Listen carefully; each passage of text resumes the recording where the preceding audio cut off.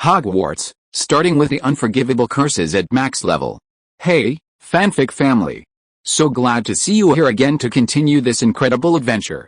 As always, kindly remember, this story is 100% fiction, so don't go looking for dimensional portals in your closet. All rights to this fantastic novel belong to the original author. We're just your humble narrators of epic tales. Are you enjoying the fanfic? Show it by subscribing to our YouTube channel and dropping us a like. And if you're impatient for more exclusive content, our Patreon is your happy place. Chapter 1, 3 Unforgivable Curses. At the beginning, the faint light of morning struggled to filter through the narrow window, spilling into the cramped basement room. Dylan Hawkwood stared at the envelope on his desk, stunned. A moment earlier, he had flung open the window lattice as usual, hoping the fresh air would dispel the night's dullness. Suddenly, an owl swooped in, its wings whirring as it swooped in through the window. Its reckless flapping of wings nearly knocked over the candlesticks before landing lopsidedly on the old wooden table. A letter, the very one Dylan was standing before, was fastened securely to its legs. At first, Dylan paid it no mind. But just as he was about to shoo the owl away, he caught a glimpse of the envelope's distinctive emblem, a shield of arms, a majestic lion, a soaring eagle, a sturdy badger, and a cunning snake surrounding the letter H. Above and below the coat of arms, two delicate ribbons were embroidered with the words Hogwarts and Sleeping Dragons Do Not Disturb, respectively. For a moment, his expression froze, as if struck by a bolt of lightning from the depths of memory. Hogwarts, familiar yet unfamiliar elements, like a surging tide, instantly overwhelmed his memory. Hermione and her two flaws?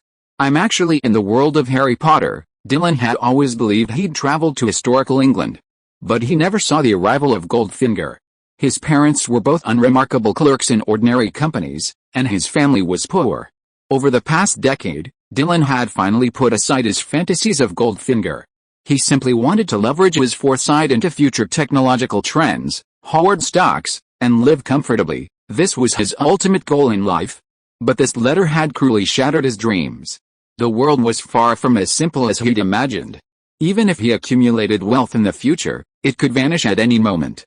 After all, those damned wizards only need to wave their wands and chant a few spells. Legilimency, Imperius curse, one cast and they'll control his mind at will. Even then, he had to pray they weren't planning on harming him. If he encountered a vicious wizard, a flash of the Avada spell would end his life in an instant. With that thought, Dylan's languid back straightened, a sense of crisis looming. Dylan took the envelope from the owl, and it flew out the window. But at least now I have the opportunity to learn magic. Now that he had received his acceptance letter to Hogwarts, it meant he could practice magic and protect himself. At least he had to learn some escape and self-defense spells before buying stocks. Dylan secretly resolved to immerse himself in the study of magic at Hogwarts. Focusing on conquering various protective spells, he'd max out his defenses first. When his wings are fully grown, he can slip back into the Muggle world and live a carefree life in the future. How wonderful! Dylan stared at the envelope for a long time.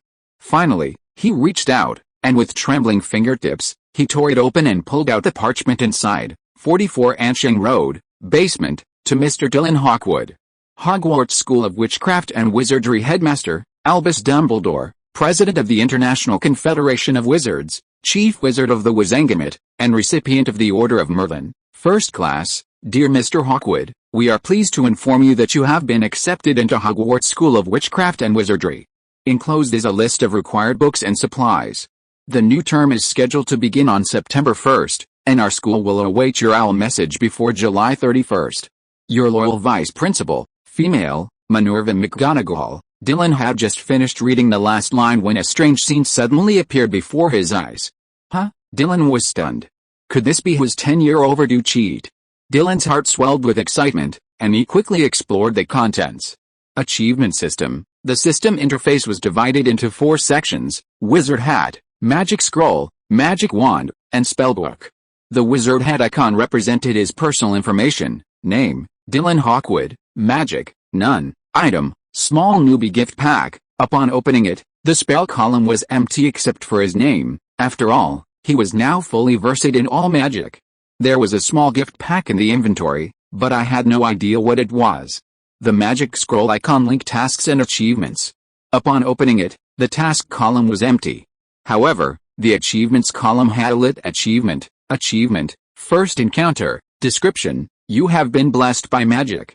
Experience this world of magic and muggles, requirement, first encounter with magic, achievement reward, small newbie gift pack from Hogwarts. Click the magic wand icon. Another page appeared, name, Dylan Hawkwood, spells available for refinement, none. Dylan glanced at it and realized it was a tool that could help him refine his spells.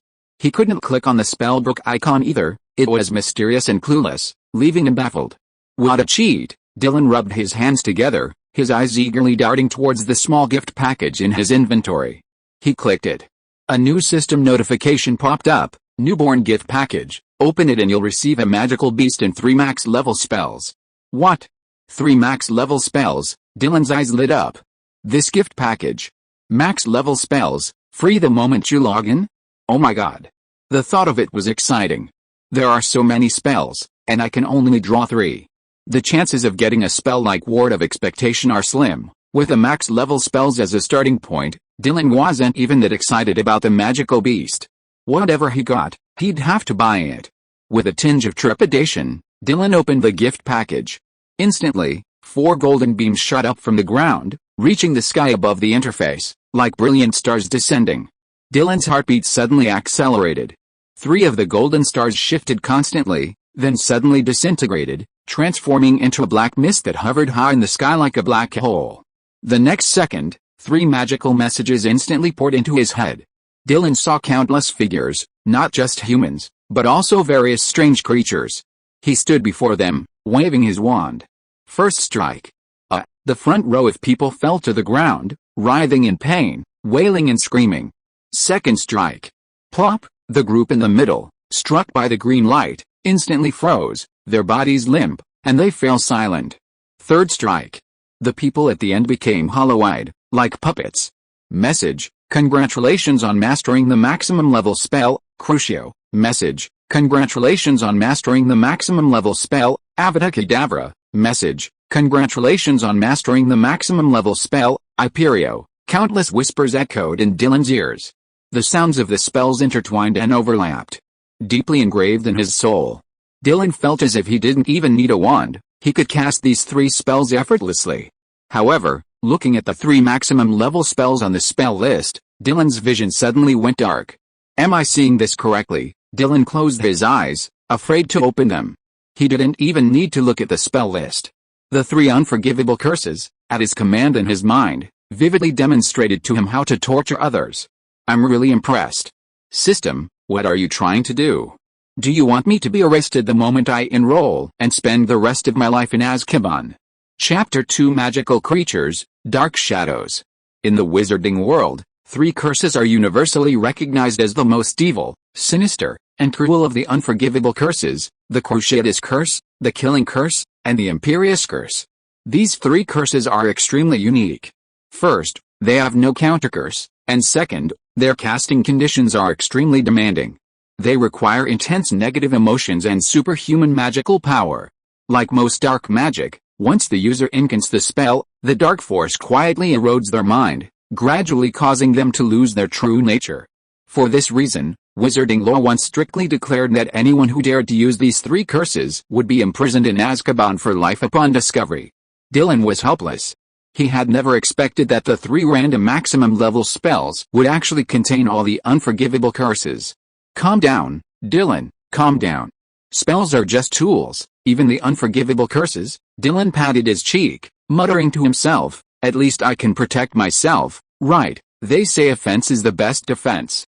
Although he didn't draw the expecto ward, the unforgivable wasn't unacceptable. After internally deceiving himself, Dylan's mind calmed down considerably, and he returned his gaze to the system panel before him. Besides the 3 max level spells, he also had a free magical creature to claim. Lord Voldemort, please grant me a cute creature. It doesn't matter if it's not powerful. I don't ask for a phoenix or a unicorn, just not one that looks like Gargamel. Perhaps Voldemort had heard Dylan's prayer. In an instant, the star exploded. Dylan felt a void before him warp. In the blink of an eye, a small creature resembling a black cat, but more like a lynx, leaped lightly from it.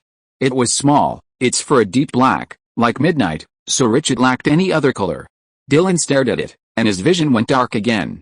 This little creature, though a kitten, had none of the adorable charm of a kitten. Instead, it exuded a stern presence. Looking into its eyes, Dylan felt as if he were witnessing something ominous. Moo. The little creature's paws were hidden beneath its fur, its black eyes fixed on Dylan. Message: you've acquired a magical pet, Black Shadow. Message: your pet space is now open.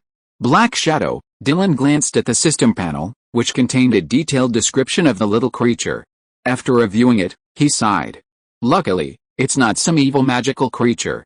If I want to keep it, I need a license, otherwise it's illegal. However, the system also gave him a pet space, where Dylan could keep Black Shadow, so he didn't have to keep him constantly by his side.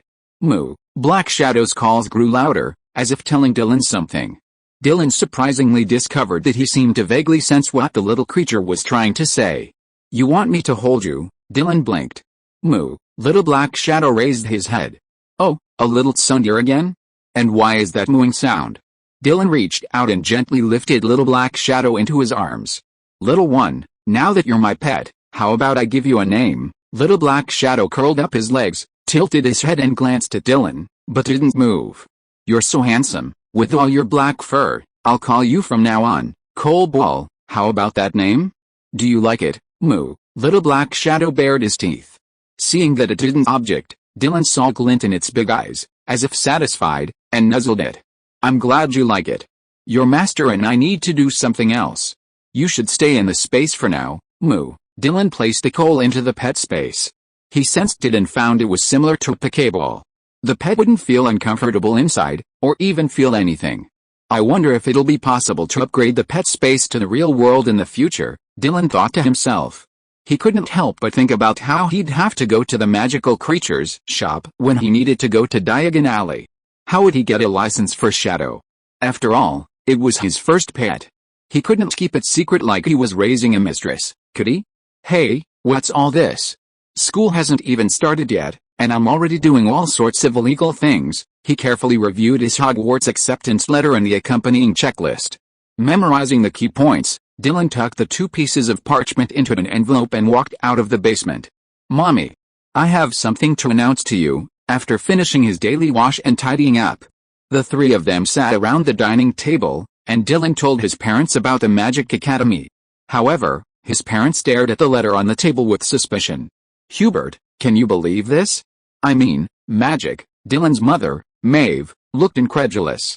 Dear, I find it incredible too, but Dylan has always been honest. Hubert reached out and picked up a piece of parchment, examining it carefully. You mean, this is a prank played on Dylan by his friends? Maeve's doubts eased somewhat.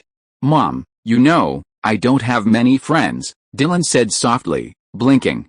Maeve and Hubert exchanged a glance. Could their son have been the victim of a scam? Dylan could easily have used his own spell on his parents to reassure them. But there was no need. He was still young and didn't want to hold a Harry Potter script in his hands. Although his parents were poor, they loved him dearly. Well, Dad, I think I could reply to this letter. What if it's true? His face lit up with just the right amount of yearning. Magic. Hubert flicked the parchment with his fingers, frowning slightly. Oh, my dear, you can reply, but you are not allowed to go with anyone, understand? Maeve said seriously. Of course, Dylan agreed. After dinner, today happened to be a day off, and Dylan's parents watched him finish writing the reply. Seeing their son carefully writing every stroke, the couple said nothing more. After all, he was a child, and it was normal for him to be curious about these unusual things. It was just a reply, so there was no need for them to stop him. When Dylan finished writing the letter, he placed it by the window on the living room desk. A whole day passed, but there was no sign of the owl. Don't be sad, baby, maybe Santa Claus will leave you a magical gift for Christmas. Maeve saw Dylan running to the window to read the letter from time to time, and couldn't help but comfort him. Ah, Santa Claus, Dylan was stunned. No, Mom, what month is it now? You're just making plans for Christmas? Chapter 3 The Nature of the Transfiguration Spell. It's okay, Mom. I don't need any presents. I hope Santa Claus will give them to you when the time comes. Dylan looked at his hesitant parents and offered words of comfort. After all, he already had the golden finger, so his admission to Hogwarts was a sure thing. He was anxious to confirm whether the owl had taken the letter, and he also wanted to quickly go to Diagon Alley. "Oh my god, my baby is so adorable." Maeve's eyes were filled with emotion. She must save up money to buy her son a proper present by Christmas. Just as Hubert was about to say something to comfort his son, there was a sudden tapping on the window pane. They turned to see an owl standing outside the window, its head tilted, staring intently at the letter on the table. "Owl," Maeve exclaimed. "Is it here to get the letter?" Knock knock. Seeing that the people still didn't open the window, the owl pecked at the window again, the crisp sound resembling a knock on the door. "Hubert, open the window quickly." Maeve looked even more anxious than Dylan. Just as Hubert reached out to open the window, the owl outside didn't fly away. Instead, it hopped in, its talons resting on the envelope. Knock knock. Just then, another polite knock came from the door. The three of them exchanged glances, then all looked toward the door. Hubert and Maeve were filled with trepidation. Dylan, however, stood up and strode toward the door, taking a deep breath. Which professor could be coming? With a click, the door opened. Dylan looked up. The first thing that caught his eye was a dark green robe. He slowly raised his gaze, and the slightly stern face of a middle-aged woman wearing square glasses came into view. "Nice to meet you. Sorry to bother you. I couldn't find the doorbell, so I had to knock." "Dylan," he curled his lips. "No problem. May I ask who you are?" "Hello, Mr. Hawkwood. I received your reply. I'm Minerva McGonagall, the Transfiguration Professor at Hogwarts." Upon seeing Dylan, Professor McGonagall's eyes softened slightly, but then a strange look flashed across them. Was it her imagination? Why did she feel as if she could sense the aura of magic from this young wizard? "Hello, Professor McGonagall, nice to meet you. I'm Dylan Hawkwood. Please come in." Dylan thought he could hold his composure, but upon meeting Professor McGonagall, he felt a surge of emotion, even struggling to speak. It wasn't just the excitement of seeing someone familiar, but also the nervousness of facing a master of magic, possessing the 3 unforgivable curses. Fortunately, Professor McGonagall seemed accustomed to Dylan's reaction and didn't observe him for long. She followed him into the house and greeted Hubert and Maeve with a smile. "Professor McGonagall? To be honest, we're still a little uncomfortable with this whole magic thing." Hubert couldn't help but speak after inviting the elegantly dressed professor to a seat. "Of course, I completely understand.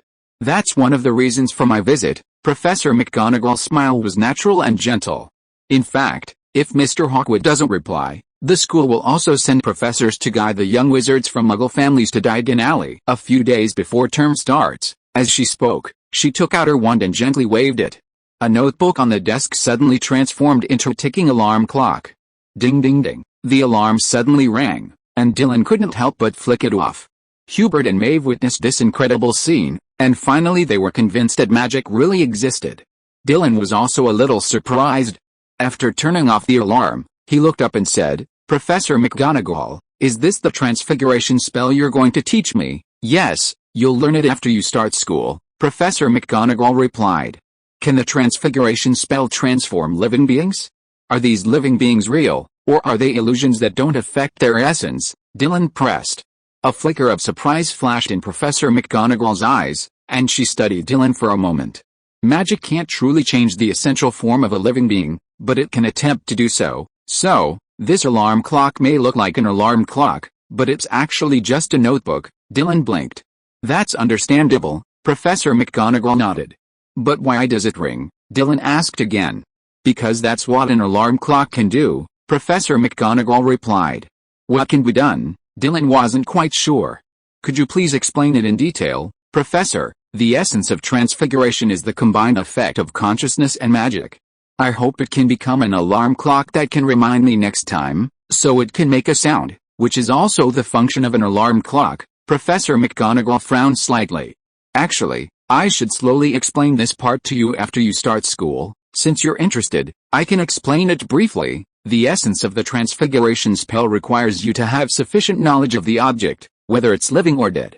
Otherwise, the object you transform into will be superficial and not real. If you want to transform a living thing, you even need to consider its natural reactions, that is, its habits. Magic is the foundation for transformation, and consciousness is the key to whether you can complete the transformation." Consciousness and magic?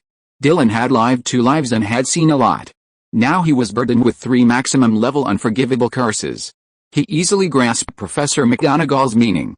In fact, consciousness is like a piece of music, and magic is like various instruments. The process of casting a spell can be thought of as playing a designated piece of music. The wand and spell can be interpreted as a central conductor. If the score is wrong, the performance will fail. If the instrument is damaged, the performance will be flawed. Just like when Professor McGonagall transformed the notebook into an alarm clock. The idea of transfiguration is the musical score. The difficulty of transfiguration lies in how to perform the piece according to the score while the instrument is intact. In practice, when performing the transfiguration spell, the more complete the image of the alarm clock in your mind, the more complete its functions will be, and the resulting alarm clock will naturally produce sound. If you only imagine the shape of the alarm clock, it will naturally only have a shell, without any effect. Chapter 4. Congregates be shorted? It's okay if you can't figure it out right now. You'll have time to slowly ponder it once you enter Hogwarts and begin your formal studies. Seeing Dylan's silence for a while, Professor McGonagall, assuming he was lost, offered a soothing reassurance. Speaking of which, the questions you ask touch upon the very origins of spells. Even many wizards haven't considered these things until they graduate. The corners of her mouth curved upward, a few faint lines forming, and her stern, almost rigid, expression softened. And you, a young wizard, are able to gain such insights from your first encounter with magic. That's truly remarkable. If you have any questions about transfiguration after you enroll, feel free to come and discuss them with me. I'd love to hear from you. Oh? Really, Professor? Dylan's eyes lit up. Of course, Professor McGonagall nodded. Great, great, connections +1. He truly had a mountain of questions and concerns about transfiguration. But these thoughts were clearly not something a Muggle child, new to the wizarding world, could ask. He had been wondering if it would be inappropriate to ask so often after school, but now that Professor McGonagall had brought it up, he was more than happy. Professor McGonagall looked at Dylan and was delighted. Such a clever young wizard, if he stayed on track, might even have the chance to teach at Hogwarts. With this in mind, Professor McGonagall stood up and said, "Well, remember to take your reply. We should be leaving." The Hawkwoods hesitated, but ultimately agreed to Dylan's admission to Hogwarts. "Here's our family savings, honey. Being a wizard must be expensive, right? Take all this," Dylan's mother said, handing her son a backpack. "Thank you, Mom. I'll study magic diligently and provide for you in your old age," Dylan said earnestly. Maeve was touched. "Okay, let's get going." "Don't waste the professor's time," Dylan turned and asked, "Professor McGonagall, are we going to Diagon Alley now?" "Yes, we can get there by apparition or flue powder. However, it's quite remote here, and there's no fireplace nearby, so flue powder won't work." Professor McGonagall took Dylan's hand. "Remember, hold on to me tight." As soon as she finished speaking, Dylan felt his body lighten, and he quickly clenched Professor McGonagall's hand. Space distorted. Instantly, the strange feeling faded, and a cacophony of voices filled his ears. At the same time, a nauseating feeling surged up his throat. Dylan instinctively swallowed, swallowing it all back. This only made the nausea worse. "Wow," Professor McGonagall, seemingly accustomed to this, raised her hand and unleashed a spell, which made Dylan feel much better. "This is a normal reaction to your first apparition. Don't resist, just get used to it," Professor McGonagall smiled. "We're here." Dylan took a moment to adjust, then opened his eyes. He saw a small, dingy bar, wedged between neat buildings on either side. It looked strange no matter how he looked at it. The Leaky Cauldron, right on the streets of London. Only wizards can see it. "Stay close to me," Professor McGonagall tried to let go, but Dylan held on tight. She paused, then took Dylan's hand and walked straight inside. "Professor McGonagall? It's been a while. Would you like a drink?" The bartender had just seated a customer when he saw Professor McGonagall and enthusiastically pulled out a dirty rag to wipe a glass. "Not really, and I have a student with me." Professor McGonagall glanced at the bartender, then gestured for Dylan to follow. The two of them walked around the bar and into a walled courtyard. Dylan couldn't help but ask, "Professor McGonagall, isn't there any magic for cleaning, huh?" "Of course there is. So, that shrew bar is so dirty, why doesn't the owner use cleaning magic, but uses dirty rags to wipe the cups?" Professor McGonagall explained. "Existence of a spell and whether to use it or not are two different things. Many wizards don't care about these. Of course I am an exception, so I never drink here." There is a secret brewery that is not bad and clean. I mean, little guy, minors are not allowed to drink. I understand, Professor McGonagall. Dylan smiled slightly. Professor McGonagall drew her wand again. Watch out. You can't apparate, and the center Diagon Alley directly, until you're 17, so next time you want to go to Diagon Alley, you'll have to go to the Leaky Cauldron and take this route. Professor McGonagall gestured with her wand as she spoke. Count 3 tiles up from the dustbin, then 2 tiles sideways, and tap them 3 times. With a flick of her wand, the tiled area before them trembled and retreated to the sides. It transformed into an archway, revealing a bustling commercial street beyond. Dylan peered inside. At first glance, Diagon Alley looked like any other market, except that the pedestrians were all wizards, and the decor of every shop had a time-worn air. We need to go to Gringotts first and exchange the money in your backpack for wizarding currency. Professor McGonagall glanced down at Dylan's overflowing backpack. Your parents seem to love you very much? Yes, I love them too, Dylan smiled. A faint frown crossed Professor McGonagall's eyes. Follow me, she led the way, guiding Dylan to the entrance of Gringotts. Dylan immediately spotted the warning on the second door, enter, stranger, but beware. That's quite intimidating. Dylan glanced around curiously. Passing through 2 doors, they arrived in a spacious marble hall. Hundreds of goblins sat behind a long counter, hurriedly recording various information in a large ledger. Oh, Professor McGonagall. How can I help you? As soon as Professor McGonagall, a Hogwarts teacher, entered, a goblin immediately greeted her with a beaming smile. I just need to exchange some galleons, for money. The goblin's enthusiasm instantly faded upon hearing this. Then I won't bother you anymore. Seeing the goblins leave, Professor McGonagall looked down at Dylan and said, Don't bother with these goblins. Dylan nodded slightly. I understand, Professor. They only care about money, just like my father's manager. Professor McGonagall was startled and patted Dylan's head. The process went smoothly from then on. Almost none of the goblins even glanced at Dylan, probably assuming that anyone exchanging Muggle currency was a Muggle-born wizard. Although goblins have historically been defeated by wizards, that doesn't mean they look down on Muggle-born wizards. Can British pounds be exchanged for galleons with an unlimited amount? Dylan narrowed his eyes slightly after receiving the money. You know, the preciousness of wizarding currency is self-evident. As for the currency of these Muggles, a 1-to-5 exchange rate? I'd have to invest in a few stocks and get paid, too, with that exchange rate. Either the goblins genuinely despise Muggles and haven't considered the purchasing power of the British pound, or they're simply obsessed with money, or perhaps they have no understanding of economics. If there's a chance, let's not even short Gringotts, at least let these uneducated people experience the wonders of economics. Chapter 5 Oh my god, you little wizard are a lunatic. Dylan didn't have much money, but it was his parents' life savings, after all. 2,000 galleons would be more than enough. However, Dylan didn't plan to exchange it all. He needed to keep a small amount of his capital. He also spent £500 to exchange for 100 galleons, which he carried with him. This earned him a few hour rolls from the goblins. As expected, these young wizards from Muggle families were each one poorer than the other. Let's go, let's buy tickets. Professor McGonagall led Dylan to buy the ticket to Hogwarts. She also instructed, at King's Cross Station, look for the third pillar between platforms 9 and 10, don't be afraid. Just run through the pillar and you'll reach platform 9 3/4, Dylan nodded. Then, with Professor McGonagall in hand, he went to the wand shop. Dylan looked up.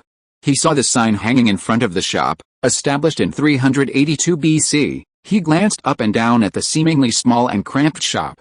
Dylan clucked his tongue.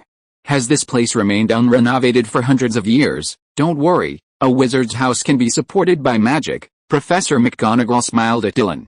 The Ollivander family's craftsmanship is not only reflected in wand making. This house will not collapse. Professor McGonagall pushed open the door. Dylan followed him in. As soon as he entered, he saw an old man with his butt sticking out, sorting through a pile of wands. He heard the doorbell ring. Ollivander stood up and turned to see Professor McGonagall. 9.5 inches, for wood, dragon heart tendon. Oh, Professor McGonagall, I'm so glad you've brought another young wizard to take care of my business. Professor McGonagall took Dylan's hand and pulled him towards her. Then please choose a wand that suits him. Professor McGonagall lowered her head and turned to Dylan. I just need to buy some magic materials. After you've chosen your wand, you can wait for me at the door, okay, Professor? Dylan nodded. The doorbell rang. Professor McGonagall left the wand shop. Ollivander saw a brand new little wizard standing before him, and a smile curled his lips. Child, are you ready to become a real little wizard? I wonder which is your dominant hand. I look forward to it. Dylan raised his arm. I'm right-handed. Oh. Okay, just a moment. Ollivander walked over to Dylan and measured him with a ruler. Finally, he picked out a wand from a pile of wand boxes. Try this one. Dylan took the wand and waved his arm in a habitual motion. The next moment, muscle memory made him almost throw an Avada at Ollivander. Oh my god, Dylan was startled, quickly suppressing the curse in his mind and gently swung his arm. Clatter, a sudden gust of wind suddenly erupted, throwing the shelves of wand boxes Ollivander had just arranged into a mess. A pile of wands then clattered to the ground. But Ollivander seemed to be used to it. He gently waved his wand. Restored, the wand box was magically bound and then floated back to its original position in midair. It seems this one doesn't suit you, Ollivander frowned, turning back to search the shelves. How do you think of this one? Dylan took it. Swish, a burst of magical flame erupted. It seems the magic within you is quite violent. Ollivander withdrew his wand and then tried 7 or 8 more wands on Dylan. But almost every one of them caused considerable trouble. Dylan felt a little panic. Could this be because he had already mastered the unforgivable curses to the maximum level before even mastering the wand? Was that why those wands were resisting him? Don't worry, kid. I have plenty of wands here, so I'm sure there's one for you. Ollivander, noticing Dylan's distress, offered soothing words. However, his words missed the point. Dylan could only force a smile and let out a dry laugh. That's really troublesome, sir. It's my duty to serve my guests, and you're not the pickiest customer I've ever met. Ollivander chuckled. He began searching for a new wand, from the first floor to the top. This one doesn't work. This one doesn't quite suit you. How about this one? Ollivander plucked a wand from the wall. Dylan took it and waved it gently. Boom! A surge of magical power erupted. A shockwave rushed towards Ollivander, startling Dylan. However, Ollivander deftly neutralized the shockwave with his wand. Dylan breathed a sigh of relief, yet a wave of doubt crept into his heart. How could a young wizard who hasn't even learned spells systematically, yet unleash a force comparable to offensive magic just by selecting a wand? Dylan took another wand from Ollivander and waved it again. This time, it caused a violent explosion. Ollivander quickly employed emergency measures to quell the blast. At this moment, Dylan couldn't help but sense the magical energy pulsing within him.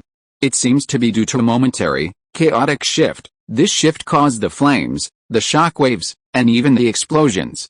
Why did each wave of his wand, without casting any spells, produce such strong and varying effects?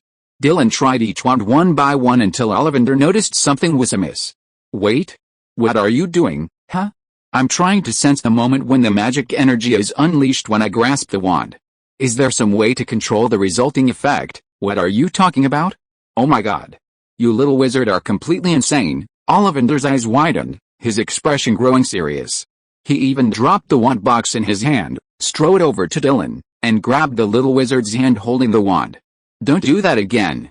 You are researching the invention of spells, but this is an extremely dangerous thing. And it's not something you should be thinking about right now. The invention of spells. Dylan raised his eyebrows. He let Ollivander take the wand from his hand. Yes, the earliest wizards who studied spells must have gone through all this. At that time, my ancestors hadn't even started making wands. He seemed frightened, and also seemed to be worried that Dylan would secretly continue to research the invention of spells. Ollivander warned, wizards in ancient times believed that magic had its own spirituality, so they would let magic flow and explore some visible laws in it, which eventually extended to form spells, but letting magic flow can be fatal. Chapter 6. I know the unforgivable curses, but that doesn't mean I'm an extreme person. Many wizards have died trying to discover new magic. Young wizard, you don't want to die before your family at such a young age, do you? Ollivander stared at Dylan with a blazing gaze. Dylan blinked. He felt that if he truly researched new spells, nothing would necessarily go wrong. This was due to his complete understanding of the 3 unforgivable curses. As extremely offensive spells, the unforgivable curses encompassed a vast array of potentials. With such dangerous spells under his complete control, could there be any spells more dangerous than these 3? Perhaps, but not many. I see, sir. Thank you for the reminder. Dylan nodded. While he felt that researching new spells might not be as dangerous as Ollivander had suggested, he didn't intend to continue without first gaining access to a complete magical system. He'd noticed something Ollivander had said: magic possesses its own spirit. Uncontrolled magic inevitably leads to chaos. He couldn't suppress and control it without sufficient ability. Excessive demands and research could very well create an obscurus. These things aren't even afraid of the 3 unforgivable curses. I'd better be cautious. With Dylan's assurance, Ollivander continued searching for a suitable one for him. You're quite, well, let me see, quite courageous. Yes, you're quite a courageous little wizard. Ollivander pulled 3 wand boxes from the shelf, then went deeper into the shop and brought out 7 more, placing them one by one on the table. So, I might have guessed what type of wand suits you best. Try these 3 first. Ollivander pointed to the box on the far right. Dylan tried each one by one. Meanwhile, Ollivander couldn't help but say, young wizard, do you know why I have you constantly trying different wands? It's probably so I can find the right one for me, the one that best complements me and helps stabilize my magical power, right? Dylan pulled out an intricately patterned wand and flicked it gently, with a soft explosion. Oh, very well said. Ollivander's eyes lit up, and he gently tapped the 3 wand boxes on the far right. Try this one. Every point you make is correct. A well-matched wand is important, but its true significance lies in its ability to drastically limit the amount of chaotic magic you can unleash. As he spoke, Dylan tried 2 more wands, but Ollivander wasn't entirely satisfied. Sir, please continue. Young wizards, when unfamiliar with spells, often try to unleash their magical powers without restraint. Ollivander handed Dylan another wand, his tone complex, his eyes glancing upwards at the ceiling. If this chaotic magic, without a clear purpose, isn't channeled into the right direction, such as through spells, as you just did, it can have dire consequences. This one isn't suitable for you. Ollivander handed over a 4th wand. So the point is, the wand can limit the unbridled flow of magic from young wizards before they learn spells. I see. Dylan nodded, waving his wand, only to cause another series of explosions. He felt like a genius at explosives. It's okay, there are plenty of wands. Ollivander smiled, holding out another one. Dylan took it. The moment he touched it, Dylan's spirits lifted. He could feel the magic flowing through him, seemingly invigorated by the wand. Almost unimpeded, the magic flowed into the wand. Absorbed by the magic, the wand's tip suddenly emitted a deep, dark black light. Like tendrils from the depths of hell, the black light reverberated around Dylan twice, startling him. He almost thought he had unwittingly cast an unforgivable curse. However, the black light quickly dissipated, not lasting long. Ollivander's brows arched slightly at the sight, revealing his teeth. Ho-ha, 13¼ inches, you would, thestral tail feathers. It seems death and power will be your constant companions, young wizard. My suspicion was correct. You really do resemble that kind of wizard, incredibly gifted but prone to straying from the right path and heading down a path of no return. Dylan, no, you call me a little wizard like that to my face. Do you think you're being polite? Dylan wanted to roll his eyes, but he held it back. It's all that damned unforgivable curse. How could I be such an extreme person? He'd clearly traveled to this world only to buy some stocks and live a life of seclusion. Thestral tail feathers are hard to find these days. This one was from my youth, and so are these. Ollivander handed Dylan another wand. At the time, I was surrounded by strange rumors. The legendary wand gave me inspiration, and that's how I created these wands, but after all these years, they still haven't found a master who can wield them. Ollivander sighed softly. Dylan blinked. The legendary wand? The Elder Wand? His eyes flashed, and he said calmly, Thestrals? Are they some kind of magical creature? Couldn't all these wands use cores made from the tail feathers of the same Thestral? Oh my god, didn't you pluck out all the fur on that Thestral? Oh, ha ha ha. No, Ollivander was amused, and he shook his head. In fact, when I was young, I longed to recreate a legendary wand's might. So, these are the strongest feathers I plucked from each Thestral I captured and killed, and used them to craft the cores. Ollivander added, oh, of course, random killing is forbidden now. Little wizard, don't follow my example. Dylan knew that magical creatures were, in the eyes of almost all wizards, merely magical materials to be freely used. However, with the widespread hunting of magical creatures, the wizarding world was forced to embrace sustainable development. Wizards and witches who cared as much about magical creatures as Hagrid did were rare. Dylan felt a wave of anxiety when he realized that the ones he'd tried were all imitations made by Ollivander based on the Elder Wand. Fortunately, they hadn't caused any problems. They hadn't produced any strange effects in his hands. Furthermore, they weren't made from the same thestral feathers. Otherwise, he really needs to think about how to buy all these wands. Chapter 7. A bunch of achievements light up. But something seems to be wrong. He knew what kind of trouble that awful brother wand would cause. Dylan absolutely didn't want to get involved in that. After testing all the ones Ollivander had suggested, the most suitable one was the 13¼ inch wand with a thestral tail feather collar. Ollivander was delighted. After all these years, these wands, all crafted with such painstaking effort in his youth, had finally found a worthy owner. It filled him with the joy of an old father seeing his daughter marry. Ollivander didn't charge Dylan much for it, offering him a friendly price. He also gave him plenty of wand care supplies and even a thestral velvet wand case. Sir, you only charged me 7 galleons. Dylan was delighted to receive so much for a single wand. Yes, young wizard, Dylan realized. The Ministry of Magic won't allow young wizards to spend exorbitant prices on wands. This must be the Ministry of Magic subsidizing the old man's wand sales.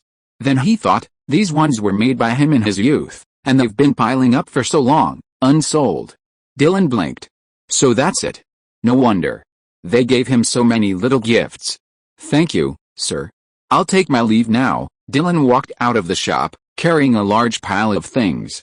Ollivander smiled at him, another interesting little fellow, and very well-mannered. When Dylan emerged, he spotted Professor McGonagall. He hurried over. Sorry to have kept you waiting, Professor McGonagall. That's all right. Professor McGonagall smiled faintly. Discerning wizards often achieve greater success. I'm looking forward to seeing you once you start school. Glancing at the large bag of things in Dylan's arms, Professor McGonagall raised an eyebrow calmly. She said nothing, but instead warned, your wand may be with you for the rest of your life. Don't let it suffer irreparable damage. I'll take good care of it, Dylan promised, feeling a little emotional. He was filled with anticipation at the prospect of truly entering the wizarding world, and also with the excitement of receiving his new treasure. Gazing at his wand, wrapped in the fur of a thestral, Dylan couldn't help but smile. Seeing this young wizard, despite his youthful age, now expressing childlike excitement, a gentle glint crossed Professor McGonagall's eyes. Let's go. You still need to get some custom-made wizard robes. Of course, you can also order one first. Under Professor McGonagall's guidance, Dylan made his way through Madame Malkin's robe shop, Partridge's Cauldron, and Flourish and Blots. By the time he left, he was laden with bags. Professor, I want to check out that pet shop. Professor McGonagall paused. You probably can't get another pet, right? Actually, Dylan didn't buy much else. It was only at Flourish and Blots that he bought over 30 books, large and small. These were all recommended by Professor McGonagall, including some textbooks. Dylan figured that since he had a professor by his side, he'd make the most of everything. Such a good book guide wasn't always available. But that also meant he couldn't buy more. However, Dylan didn't want to go to the magical creatures and beasts shop to buy a pet, but to inquire about how to get a license to keep Sombra. So, Dylan simply smiled shyly at Professor McGonagall. Mr. Ollivander just told me about some magical creatures, and I'm curious, so I really want to go and see them. Is that so? Professor McGonagall nodded. Go ahead, I'll meet you here. Just remember not to stay too long, okay, Professor? Carrying his bags, Dylan scurried into the magical creatures and beasts shop. After a few inquiries, he didn't hesitate, but had Professor McGonagall apprehend him home. Saying goodbye to Professor McGonagall, Dylan immediately packed all his belongings into his small basement. The excitement of starting Hogwarts meant that even after carrying so much stuff and wandering around for so long, he didn't feel tired. After briefly explaining today's events to his parents, he quickly washed up and slipped back into the basement. And then, just then, he suddenly noticed a new message pop up on the system panel. He didn't know when it had popped up, but he quickly looked up. Message: you've achieved a new achievement. Huh? A new achievement? Dylan was stunned, thinking it was some kind of achievement he'd achieved on his first trip to Diagon Alley. Like, maybe holding a wand for the first time, experiencing the feeling of apparition. He quickly clicked on the magic scroll icon and opened the achievements panel. The text description for the new achievement looked as if it had been gnawed through. The characters had jagged edges, the strokes twisted and meandered, and the text was a dark red, like dried blood. Achievement, depravity. Description, well done, you've learned how to truly embrace the darkness. Requirement, learn the Unforgivable Curses, January 1st. Reward, slightly affinity with dark magic. Achievement, fall. Description, well done. You are now a fully qualified evildoer. Requirement, learn the Unforgivable Curses, February 2nd. Reward, very affinity with dark magic. Achievement, fall. Description, Merlin, there is no light in your heart. You are even more evil than the Dark Lord. Requirement, learn the Unforgivable Curses, March 3rd. Reward, super double affinity with dark magic. Achievement, I am the true evil. Description, you have once again mastered the highest level of forbidden spells. Well done.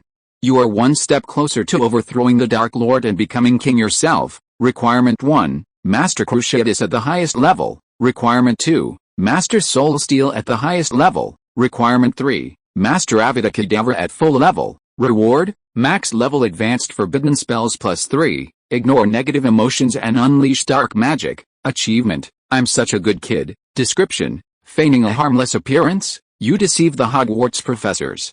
Who would have thought you knew more about dark magic than the Dark Lord? Requirement, master the Unforgivable Curse at full level, and walk 10 times in front of the magic professor without being suspected. Reward, no one can indirectly trace the traces of magic you create. If you are listening to this novel on a channel other than Fanfic World, it means it was downloaded and re-uploaded without effort. We warmly invite you to visit our channel, Fanfic World. There you will find the original version of this story and many other novels of various genres. We look forward to seeing you dive into a world of incredible novels. Chapter 8, Unlimited Storage Currency. Ariel lights up. What kind of achievements are these? Dylan's expression was dazed. The coal ball beside him stuck out its tongue and licked his palm. Moo, be good, go play for a while. Dylan rubbed a little black shadow's head. He carefully examined the achievements he had already lit up. Super double affinity with black magic? 3 high-level forbidden spells at the maximum level? Ignore negative emotions and cast black magic. Dylan couldn't help but click his tongue. Is this system really serious? Are you sure you're an achievement system? Why do I feel like you're just a black magic system disguised as an achievement system? Dylan was a little skeptical. He scrolled down for a long time before he saw the new achievement. Achievement, let me see who hasn't bought the teaching materials yet. Description, a little wizard who doesn't know how to read is not a good wizard. Requirement to light up, purchase a book at Flourish and Blots in Diagon Alley, 10/10. Reward, magical affinity +1. Achievement, who said shopping is tiring?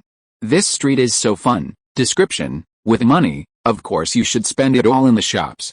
Spend a ton. Requirement to light up, make your first purchase at a shop in Diagon Alley. Reward, 100 galleons, storage area lights up. Achievement, I'm rich. I'm rich. Description, no galleon comes easy, unless it's really easy. Requirement to light up, get your first galleon. Reward, unlimited storage area lights up. Achievement, I'm a little wizard. Description, although I'm still young, I've already embarked on the path of a wizard. Requirement to light up, own your own wand. Achievement reward, wand beautification area lights up. Achievement, I'm a little wizard.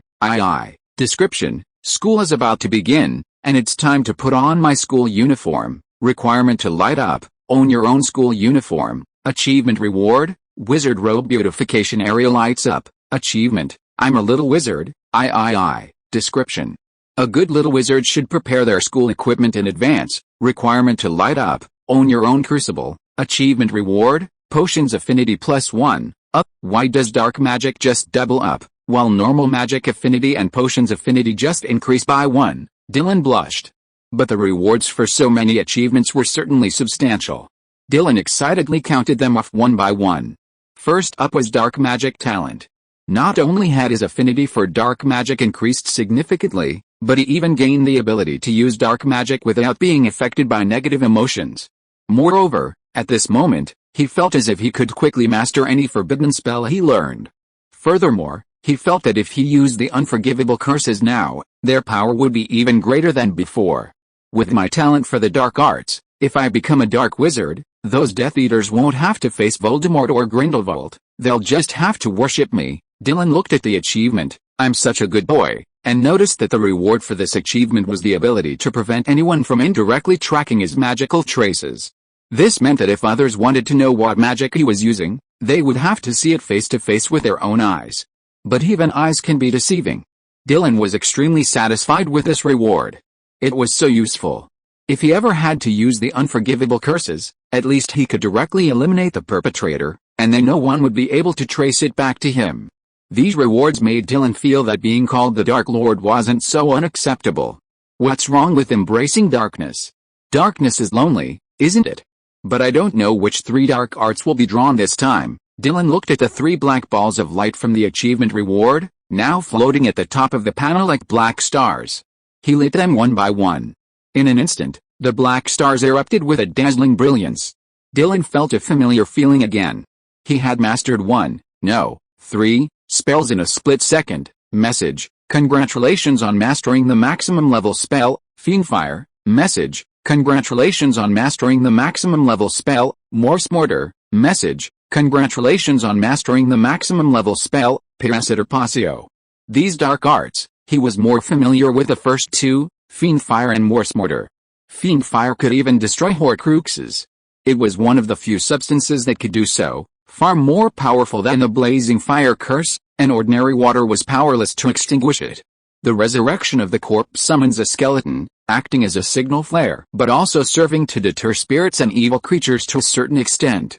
As for the final parasitic possession spell, Dylan briefly sensed it and discovered that this dark magic could forcibly affect a dying organism and transfer its energy to another. In this way, he could harness the vitality of the latter to help the former prolong its life. However, what the fusion would look like was unknown. This spell immediately reminded Dylan of the back of Professor Quirrell's head. Ugh, Dylan felt a chill run down his spine. This dark magic is a bit too evil. Dylan shook his head. He had already learned a full 6 dark spells, all high level, even the Unforgivable Curses. Each one was incredibly evil. I'm truly impressed. Fortunately, the rewards for the achievements were quite good. Unlimited storage currency?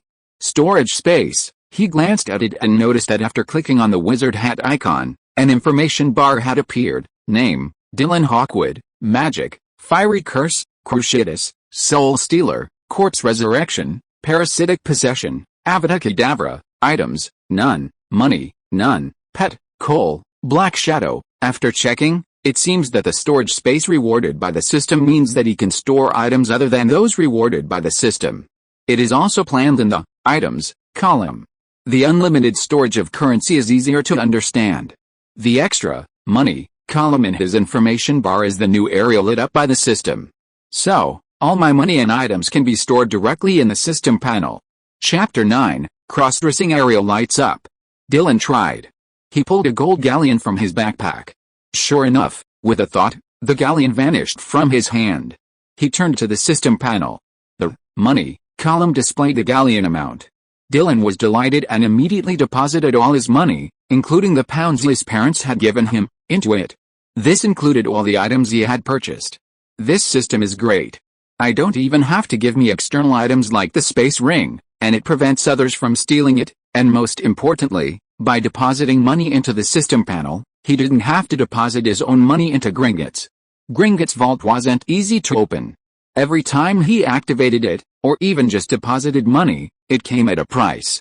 Dylan didn't want to be taken advantage of. As for the inventory, it allowed him to store his belongings freely, which was also a good thing. Dylan was very satisfied. Looking at the extra money on the panel and the overflowing inventory, he prepared to keep working hard to fill it up. He scanned for the next reward. He glanced directly at things like magic affinity and potion affinity. He then looked at the other 2 areas on the system panel.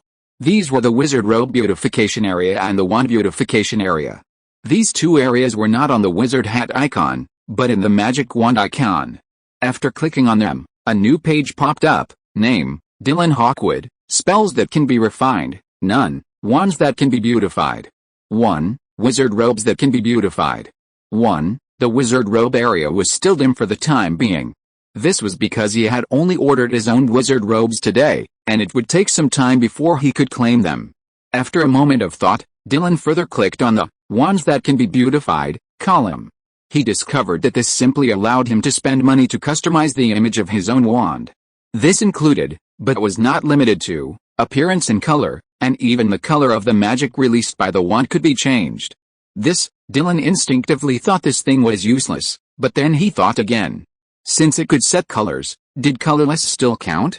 If he could make the magic cast from his wand colorless, wouldn't his various dark arts be much easier to use? He glanced at the price. What, 100 gold galleons for just one setting? He thought this system was insane. Why was there an achievement system with this kind of training? And it even cost money. Dylan glanced at his newly purchased wand. Never mind, I'll wait until I have money. Dylan clicked on the dimmed Beautify Wizard Robes section. Although this feature wasn't available yet because he hadn't received the robes, it didn't stop him from checking out its functions. It was similar to the wand section. Both required him to pay to design the appearance of his robes. But the special thing was that once he put on the robes, he could even customize his appearance.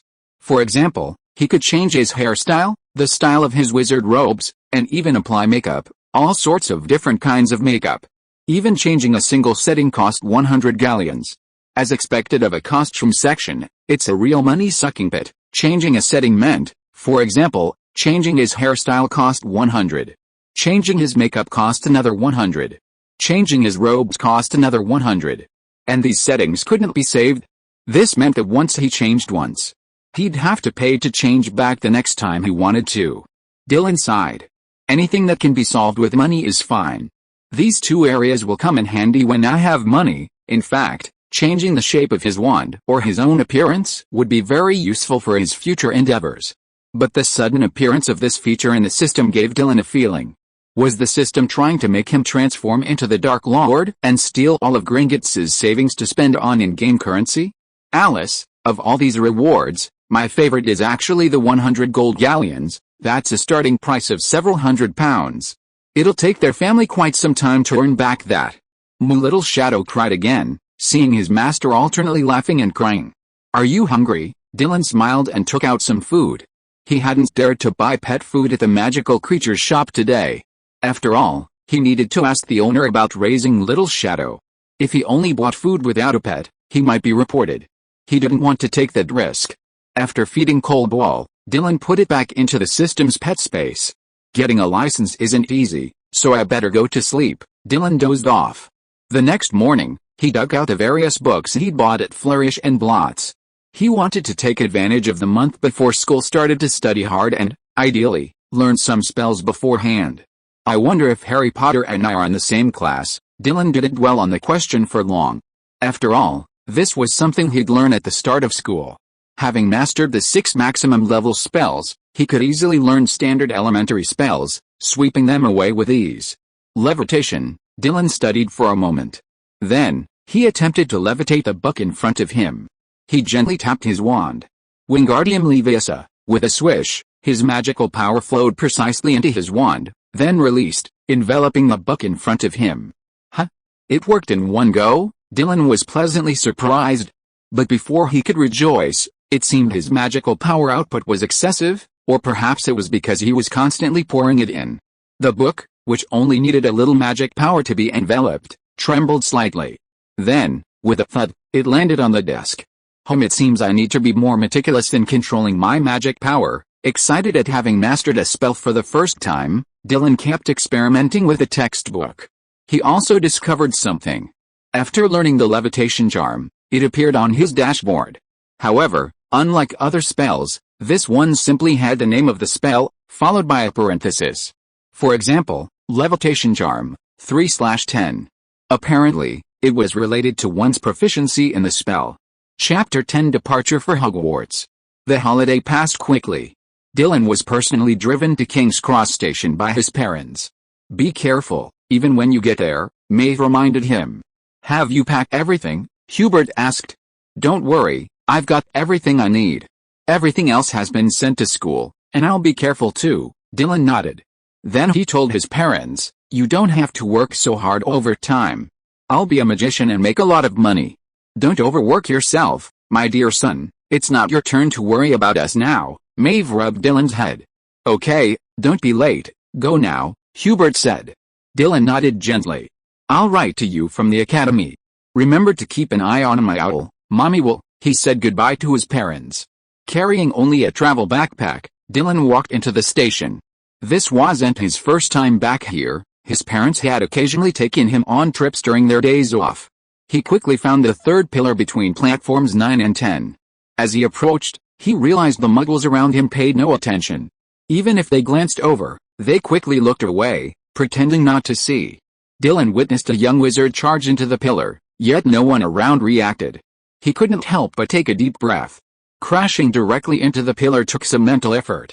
Go! Dylan closed his eyes and lunged headfirst into the pillar. For a moment, he felt as if he had entered a void.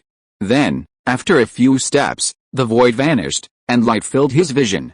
Boom! A red train pulled into the platform, steam billowing. Dylan blinked, his mind racing to the silent high-speed train, or even a maglev train.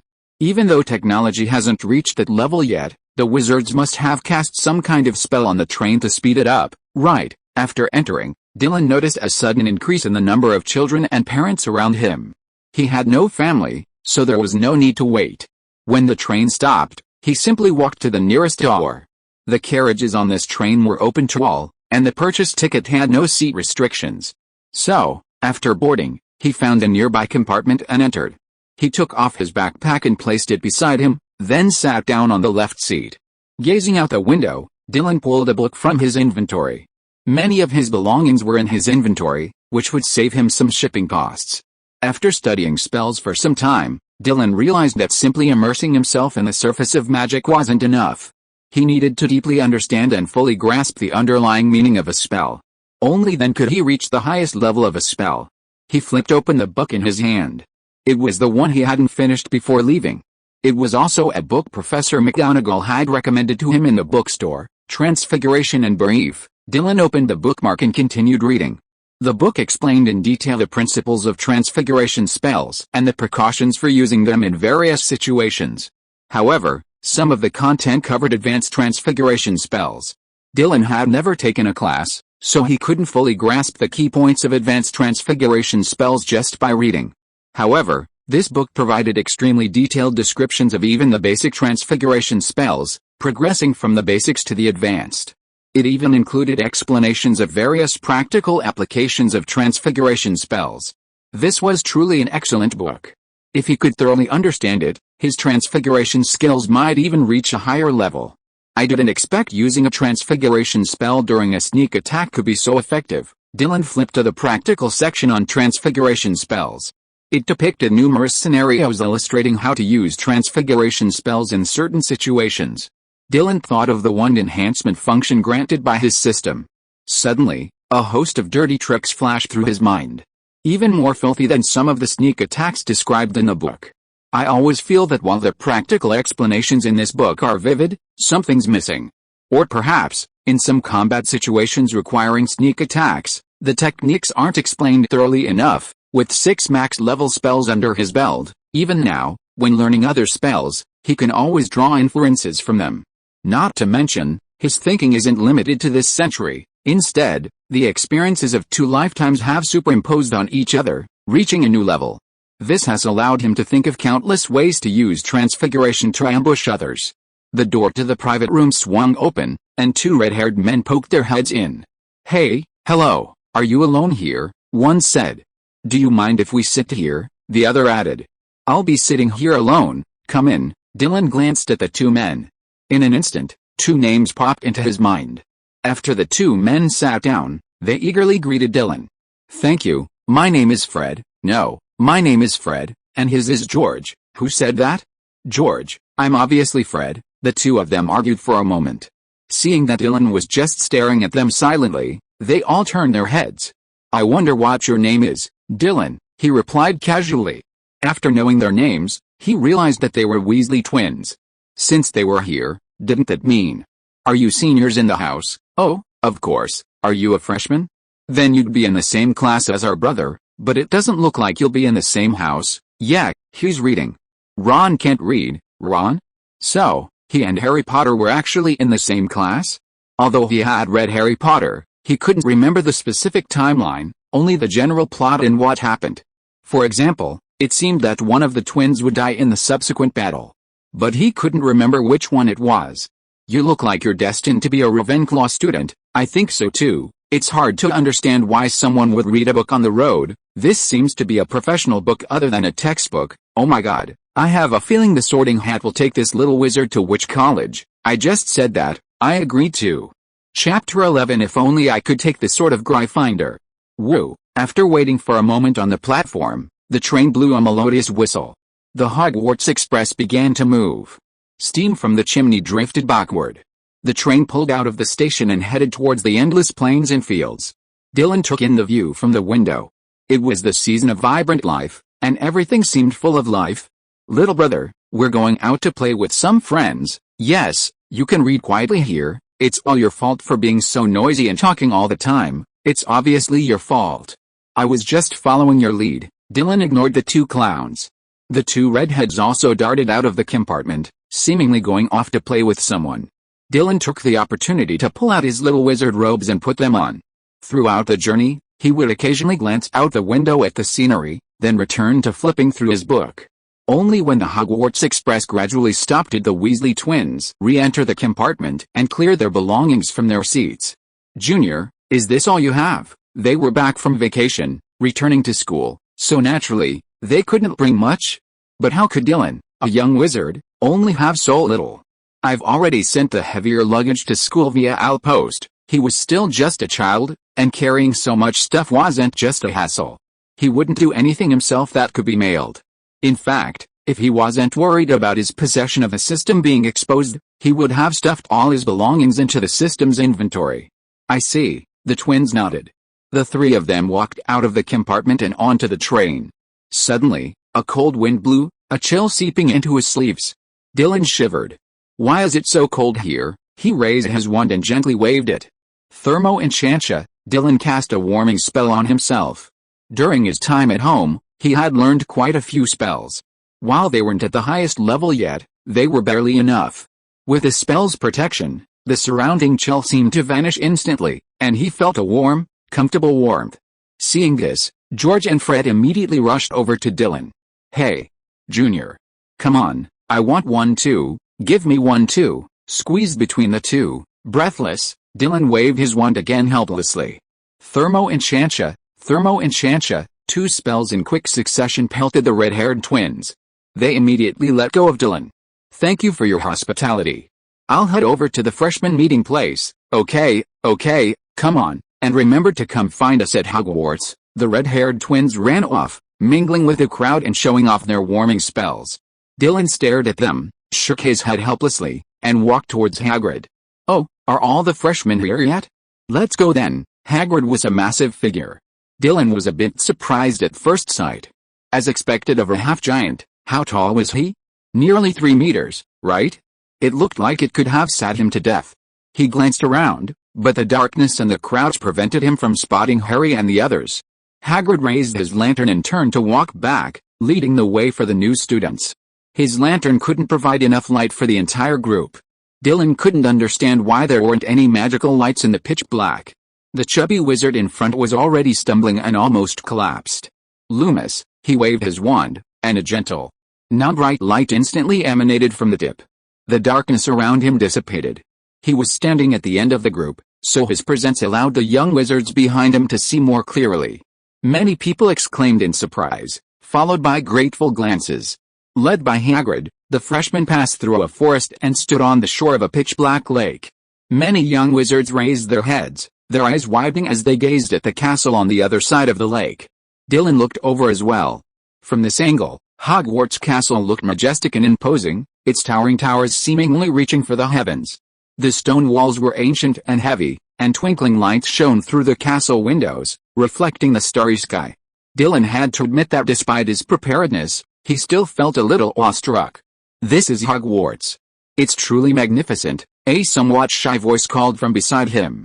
Dylan turned and saw a chubby little face. Hello, I'm Neville. He looked a little embarrassed, his head lowered slightly. Well, your Loomis charm just now really helped me out. Otherwise, I probably would have fallen over several times. Thank you so much, Neville, the one who played with a toad? Dylan shook his head, a kind smile playing on his lips.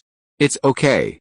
I'm just trying to light my own way." It seemed as if this timid fellow was the future swordsman who could pull the sword of Gryffindor from the sorting hat. "But now that I'm here, I don't know if I can use that sword." He'd recently been researching how to control weapons with spells, achieving a feat similar to the sword master of Shushan. If he had the sword of Gryffindor to study, that would be perfect. "What's your name?" "Dylan." "Hello, Dylan." "Hello." He could sense that the chubby kid seemed to want to make friends with him, or even share a boat trip with him. But his shy personality made even opening his mouth a difficult task, and his round face blushed unconsciously. Dylan was really afraid that the little fat guy would suffocate himself to death.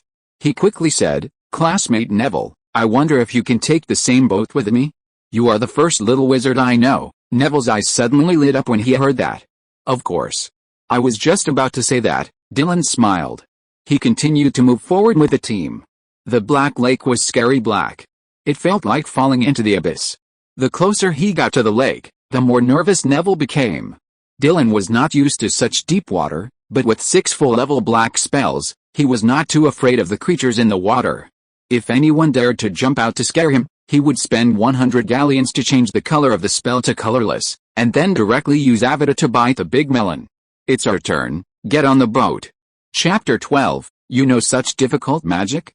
After boarding the boat, Neville's face tightened, his hands gripping the seat, not daring to approach the edge. 2 other freshmen also boarded. With 4 people aboard, no one rowed, yet the boat began to move on its own. Dylan glanced down and saw a massive squid, its 2 suckers clinging to the boat's bottom. The squid swam silently beneath the water, guiding the boat forward, passing under the cliffs and through the curtain of ivy. Finally, the boat slowly came to a stop. The squid sank directly to the bottom of the lake and disappeared. "I wonder if this kind of squid would taste good if I chop it up and stir-fry it." Dylan smacked his lips. Neville shakily got out of the boat and quickly trotted from the dock to the shore. "Huh?" Neville breathed a sigh of relief. Dylan also approached and warned, "Don't rush so fast. Be careful not to leave anything in the boat." "Huh?" Neville was suddenly taken aback. He quickly reached into his chest and pockets. He couldn't seem to find what he was looking for, and his eyes widened as if startled. "Oh no. My left is gone again." "What? Again?" Dylan raised an eyebrow. He only remembered that Neville seemed to have lost his toad once when he first boarded the train. Hermione had helped him look for it, which was how they met Harry and Ron. At the time, he'd wondered why Hermione hadn't come to his compartment looking for the toad. Now it seemed she must have found it halfway. "But I don't recall seeing any toads or other life forms on you just now. So, did you lose your laugh again when you got off the train?" Dylan, with his mastery of the parasitic possession charm, could sense the presence of external life forms to a certain extent. Although he hadn't been paying much attention during the journey, now thinking back, he didn't seem to have noticed any other life forms besides Neville. Neville's forehead was sweating with anxiety. He scratched the back of his head and tried to think, but he couldn't recall any useful clues. Dylan said, "It could have fallen on the way, or it could have fallen on the train." "I'm leaning towards the latter." Now that he thought about it, it seemed like the chubby little boy standing in front of him was Neville. And he hadn't seen any toads along the way. If it was on the train, the house elves would have taken it back to the academy, but, Neville paused. "No buts.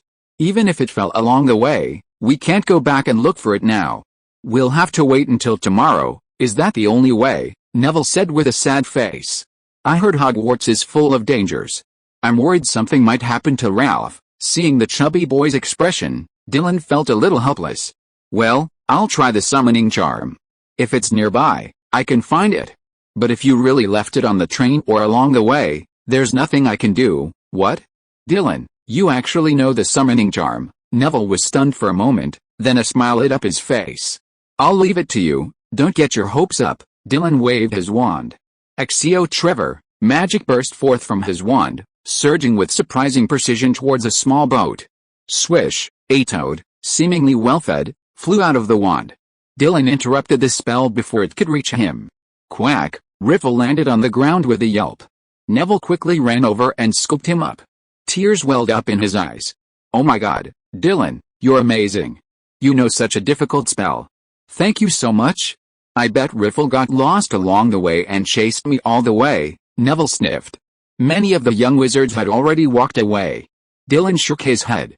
"All right, Let's get going, or we'll fall behind. He took the lead, and Neville immediately followed, gesturing at the plump toad in his arms.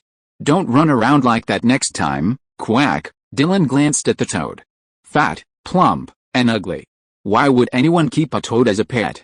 To raise it, then kill it and harvest its magical materials? My little shadow is prettier. It might be an ominous-looking black cat with a mooing voice, but so what? Isn't Professor McGonagall a cat after her transformation? To put it bluntly, Cole is Professor McGonagall. Besides, Shadow isn't a real cat, it's a species in its own right. Dylan and Neville followed a group. They walked down a cobblestone path and arrived at a large gate. Bang! Hagrid knocked on the door a few times, making a loud noise. Soon, someone from inside pushed the gate open. It was Professor McGonagall. She wore a vibrant, smooth, draped emerald green robe.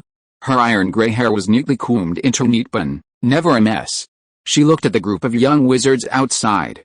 Their faces were stern, their eyes sharp, and they wore pointed hats bearing the emblem of the School of Magic. Professor McGonagall looked unapproachable now, a stark contrast to the gentle manner she had displayed when she had been leading him through Diagon Alley. Professor McGonagall, these are all the first years, Hagrid said in a resolute voice. Thank you for your hard work, Hagrid. Leave them to me. Professor McGonagall nodded. She widened the door again. After Hagrid walked straight through, she led the first years into the entrance hall. Follow me. Dylan joined the crowd, almost at the end with Neville. As the others passed, he took in the interior of Hogwarts. Numerous reliefs adorned the ancient walls lining the path. The reliefs held braziers, emitting a blazing light. Dylan noticed that these reliefs represented the animals representing the 4 major schools, each with wings. Each one looked incredibly lifelike, as if looking down upon the new students. Interesting. Stepping into Hogwarts, a sense of time washed over him. This is much more thrilling than watching 3D movies back then. He couldn't quite remember which 3D version he'd seen, but at the beginning, there were a group of Dementors floating around. He was still young at the time, and they gave him a fright. The Great Hall is inside. We'll have dinner soon, but first, I want to welcome you young wizards to Hogwarts. Professor McGonagall led them to the Great Hall door and turned to say, before you can actually enter, you still need to go through the sorting ceremony. Chapter 13 How dare you, a small wizard, set your sights on the inheritance? This is very important. It will shape how you spend your time at school. You'll meet different friends in different houses. The houses are Gryffindor, Ravenclaw, Hufflepuff, and Slytherin. Once you've been sorted by the sorting hat, you must remember one thing. Professor McGonagall's sharp gaze swept across each young wizard present. You will symbolize the honor of your house. Your every word and action will determine whether your house wins the House Cup at the end of the school year. At this point, Professor McGonagall's eyes met Dylan's. Dylan immediately smiled a harmless, innocent smile. Professor McGonagall's eyes flickered, but it quickly faded. The sorting ceremony will begin soon, in front of the entire school, so you can get ready now. Professor McGonagall turned and left. Shortly after she left, as a group of young wizards chattered, a cry of surprise rang out from the crowd. Ah! There's a ghost. The crowd fell silent. Dylan looked up and saw a dozen ghosts emerging from the wall. They were curious about the new students. A few even floated down and chanted non-stop around the nearest young wizards. The new students, however, shuddered. I wonder if the reappearance of the corpse will have any effect on these ghosts. Just as he was thinking this, a ghost suddenly descended from mid-air, landing right next to him. Oh! I sense a strange aura. The ghost leaned in close to Dylan's face, then, after meeting his gaze, glared, as if frightened. With a sharp cry, it flew away. The surrounding ghosts were startled, glanced at Dylan, and then quickly chased after the ghost. Neville, standing next to Dylan, was startled by the ghost's scream and clutched his toad tightly. Dylan glanced over and saw that Leif was rolling his eyes and kicking his toad legs. Neville, the ghost is gone. Gone? No, I don't dare look. Neville still squinted, not daring to open his eyes.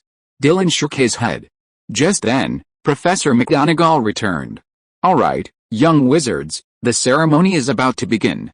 Everyone form a single file and follow me. Only when Professor McGonagall's commanding voice sounded did Neville's eyes narrow cautiously. However, Dylan was already ahead. He hurriedly joined the group. Led by Professor McGonagall, the first-year students entered the Great Hall. All the teachers and students who had already taken their seats cast various scrutinizing glances at them. Dylan ignored them, instead tilting his head slightly. He eagerly looked up at the ceiling. A real starry sky. Magic is truly fascinating. The stars on the ceiling slowly shifted, not at all like the artificial projections of modern technology, but rather like a real sky. At this moment, Dumbledore stood up and explained the prohibitions of Hogwarts to the new students. For example, no student was allowed to enter the Black Forest, or any of the forbidden areas within the academy. When Dumbledore finished speaking, Professor McGonagall flipped the scroll in her hand. Those whose names are called, please step forward. I will place the sorting hat on your head and determine which house you will be assigned to. The first person called was Hermione. Dylan immediately looked over, his eyes brightening slightly. He had to admit, Hermione was truly beautiful. However, he wasn't impressed. He had 3 goals in mind for coming to the academy. First, to learn about magic. Second, to study magic. Third, to make a killing with it. Everything else had to wait. Even if Voldemort escaped, he'd have to cast the Imperius curse on him. Otherwise, how could he make money if Voldemort destroyed the market? Death Eaters would have to follow Voldemort around doing useless work. I'm planning on recruiting some Death Eaters to work for me later, Dylan thought, when Professor McGonagall suddenly called his name. Dylan Hawkwood. Dylan came back to his senses and walked forward. He sat down on the chair, and Professor McGonagall put the sorting hat on his head. Oh. God, such a smart little wizard. You seem to know a lot of spells. Let me think, are you going to Ravenclaw? The voice of the sorting hat rang in Dylan's mind. Dylan raised his eyebrows and responded in his mind, if I go to Gryffindor, can you lend me the sword of Gryffindor that is stuck in your body? I've been studying how to use magic to control weapons recently. What? The sorting hat exclaimed exaggeratedly. Oh. Why are you starting to study this kind of high-level magic now? No, I mean, how did you know this sword? This is not something a little wizard like you should know. Maybe I tried to learn legilimency. Oh my god, forgive me for exclaiming again. This is the first time I've seen such a weird little wizard like you. Are you from a pure-blood wizard family? No, no, no. You seem to be just an ordinary muggle little wizard. Sorry, little wizard. No matter where you know the sword of Gryffindor, I can't give it to you unless there's a Gryffindor who can pull it out of my body. But I hate this feeling, because it makes me feel forced. Do you know the feeling of being poked in the throat with a stick? I don't know. Dylan curled his lips, but I know you are really a bit nagging. Oh my god, you know what? You're such a Slytherin. Do you want to go to Slytherin? The sorting hat exclaimed. You've mastered a wealth of magical knowledge. The elite education there might be perfect for you. I hate elite education. Oh, so Ravenclaw, the sorting hat added.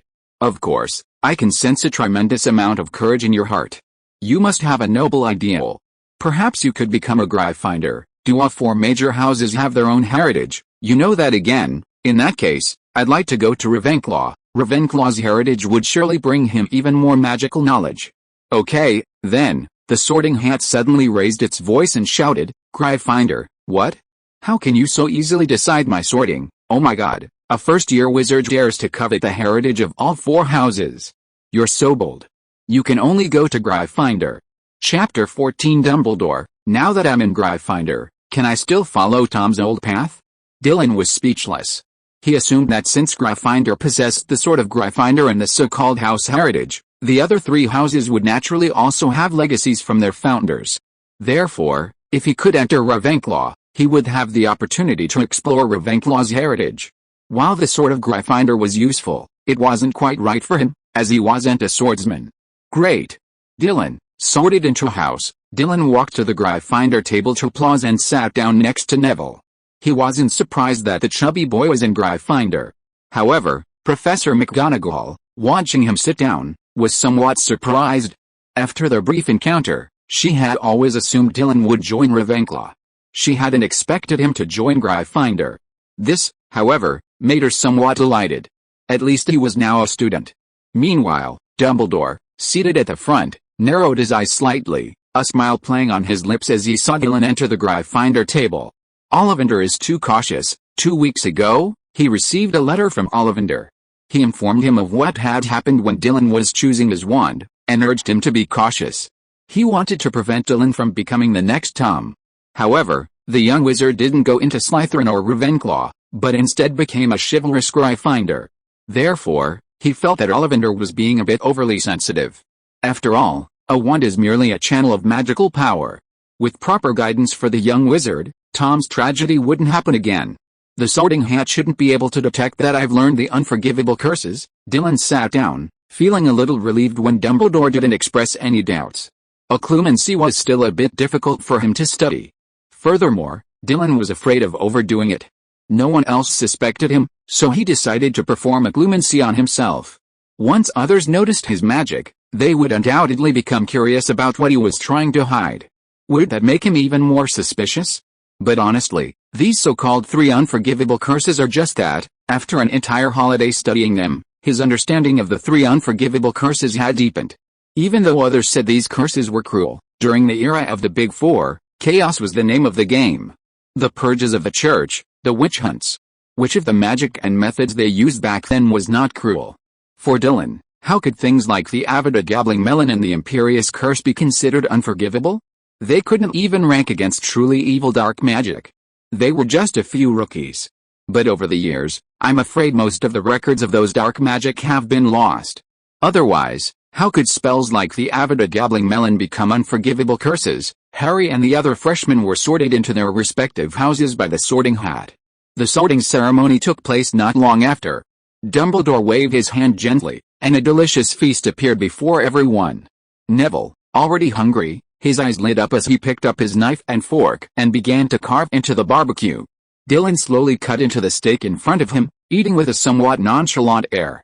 If I'm sorted into Hufflepuff, there should be delicious food every day, right? To use an analogy, the Hufflepuff kitchen is like the food court downstairs from the dormitories. When hungry, you can just go downstairs and grab something to eat. Even if you live in a Hufflepuff dorm, you don't even need to go downstairs, the kitchen is right outside. Swish, suddenly, the ghost neck slowly floated in. The ghosts from the house also took their seats. Dylan didn't notice much, but many of the young wizards around him, even some second and third years, flinched. Nick floated past Dylan and flew straight towards Harry, who was sitting nearby. Neville seemed to feel that he and Dylan had become familiar with each other, and he started talking. He was no longer so reserved and shy, and he would occasionally chat with him while eating. You have no idea what my great-uncle did to see my magical talent. Dylan listened quietly, only responding when Neville got excited. His gaze would occasionally glance at Harry, who sat a few seats away. Little Harry was still shy at the moment, sitting with Ron, but the young wizards around him showed great interest in him. Even the ghosts hovering nearby couldn't dampen their eagerness to chat. Dylan, you know so many magics. You must be a wizard of pure blood, right? I never thought you'd be in Gryffindor, Neville said loudly. Many people turned their heads. Even Harry and Ron looked over. Hermione raised an eyebrow, sizing Dylan up. Pure blood? No, I come from a Muggle family. Dylan had nothing to hide, and he readily admitted his origins. Huh? A Muggle family? Dylan, are you kidding me? Neville froze, and the toad in his arms squealed. What's so funny? Dylan smiled, unconcerned. But, the magic you've used along the way doesn't seem like ordinary magic. Neville's mouth dropped open. Oh, I read a lot of books and textbooks during the holidays, and I taught myself all this magic, Dylan casually explained. However, his words shocked and devastated the little lions around him. What kind of young wizard would teach himself magic during the holidays? Aren't holidays supposed to be for fun? But there was one girl in the crowd, her eyes sparkling. It was Hermione. She raised her head, swallowed her scalloped celery, and looked at Dylan, as if she had found a kindred spirit. But she couldn't help but compare Dylan to herself. When Dylan mentioned that he'd only read less than half of the books he'd bought, especially the first-grade textbooks, over the entire holiday, she couldn't help but feel a little proud. She'd already previewed half of the first-grade textbooks. Not only that, she'd also bought several reference books. But then, Dylan's words startled her. Practicing low-level magic isn't difficult. I don't find the content in the textbook difficult to understand, so I plan to just listen to the professor's explanation during class. Besides the textbook, I've been studying the Advanced Transfiguration Guide, but some of the questions are too abstruse. As for how to perform living transfiguration stably and safely, I'll have to wait until school starts and ask Professor McGonagall. Huh? If you are listening to this novel on a channel other than Fanfic World, it means it was downloaded and re-uploaded without effort. We warmly invite you to visit our channel, Fanfic World. There you will find the original version of this story and many other novels of various genres. We look forward to seeing you dive into a world of incredible novels. Chapter 15 Hermione, how come this person can learn better than me? You're already studying Advanced Transfiguration. Hermione's voice rose in disbelief. How could this person learn more than me? Dylan looked over and saw it was this girl. He nodded, yes, but Advanced Transfiguration spells aren't easy to learn. It takes time and study. Hermione blinked. Was this person showing off? She inexplicably felt the urge to compete with Dylan. It's just Advanced Transfiguration, isn't it? Once she's got a firm grasp on basic transfiguration, she can move on to further research. Neville, when you study the Standard Book of Spells, remember to pay attention. I read some details in the 18th century anthology of spells, and I've discovered that there's a conflict between the two books. Dylan instructed Neville. Regarding this, I'll ask the professor after school starts, and I'll tell you the details. Thank you. Neville was still confused. What Standard Book of Spells? What Anthology of Spells? He remembered that the Standard Book of Spells should be their textbook. And what was the 18th century Anthology of Spells? He had never even heard of it. Seeing that no one around him spoke, Dylan continued eating. Only a group of dazed little lions remained, staring blankly at this person who seemed somewhat different from them. After Dylan put down his fork, Dumbledore waved his hand again. The food in front of everyone's eyes disappeared one after another. Dumbledore also stood up. Everyone, the new semester is about to begin. Remember the forbidden areas I mentioned, especially the corridor on the right-hand side of the 4th floor of the library. You must not go near them. Also, do not perform magic in the corridors during class breaks. It is very dangerous. Finally, the Quidditch House team is recruiting new players. If you are interested, please contact Ms. Hodge, but it will start in the second week of this semester. Dylan carefully wrote down all the forbidden areas at Hogwarts that Dumbledore had described in his little notebook. It was not that he intended to visit any of them, but because he had long forgotten which parts of the school were forbidden. There was no need for him to explore them now. All he had to do now was to continue learning about magic, studying it, and deepening his skills. Until the opening night party was completely over. Dylan and Neville, led by Percy, arrived at the Gryffindor dorm tower. A group of lion cubs arrived. Dylan and Neville were assigned to the same dormitory. Great! We can live together from now on. Neville was delighted, then excited to discover his left was missing again. Ah! My left! His excitement abruptly died down. Dylan helplessly said, Left, fly. He cast the spell again. Left quickly floated over again. Just as he was about to touch him, he interrupted his magic flow. Neville, however, showed no disdain and quickly embraced Left again. He didn't mind being assigned to the same dormitory as Neville. After all, it was easier to share a room with someone he already knew than to meet new students. He arrived at his luggage, where the house elves had already stowed his luggage. Just as he was about to pack, 3 more people entered the dormitory. Hey, hi, I'm Ron. A little redhead darted in front of him. Dylan glanced at him. Hello, we're roommates from now on. Harry walked in. My name's Seamus, please take care of me. Dylan looked at them and nodded. I'm Dylan. He hadn't remembered them at first. But after seeing his roommates, it suddenly occurred to him that Neville had been living in the same dorm as Harry. So, his presence had displaced someone who would have been staying there. Whatever, it doesn't matter where I sleep. Dylan didn't bother to think about it any further. Mastering the 6 dark arts at full level, he didn't seem to care much about the various scenarios Harry might encounter. If anyone dared to cause trouble, he'd first unleash a Cruciatus, then a fiery fire curse, and finally an Avada. Even though his current magical power wasn't as abundant as that of an adult wizard, no one would be immune to a surprise attack. Dylan simply packed his belongings, leaving the rest for tomorrow. Before getting into bed, he flicked his wand gently. Scourgify, he cleaned the bed and himself briefly, then kicked off his shoes with his heels and climbed into bed. His legs swung, and Dylan stretched out.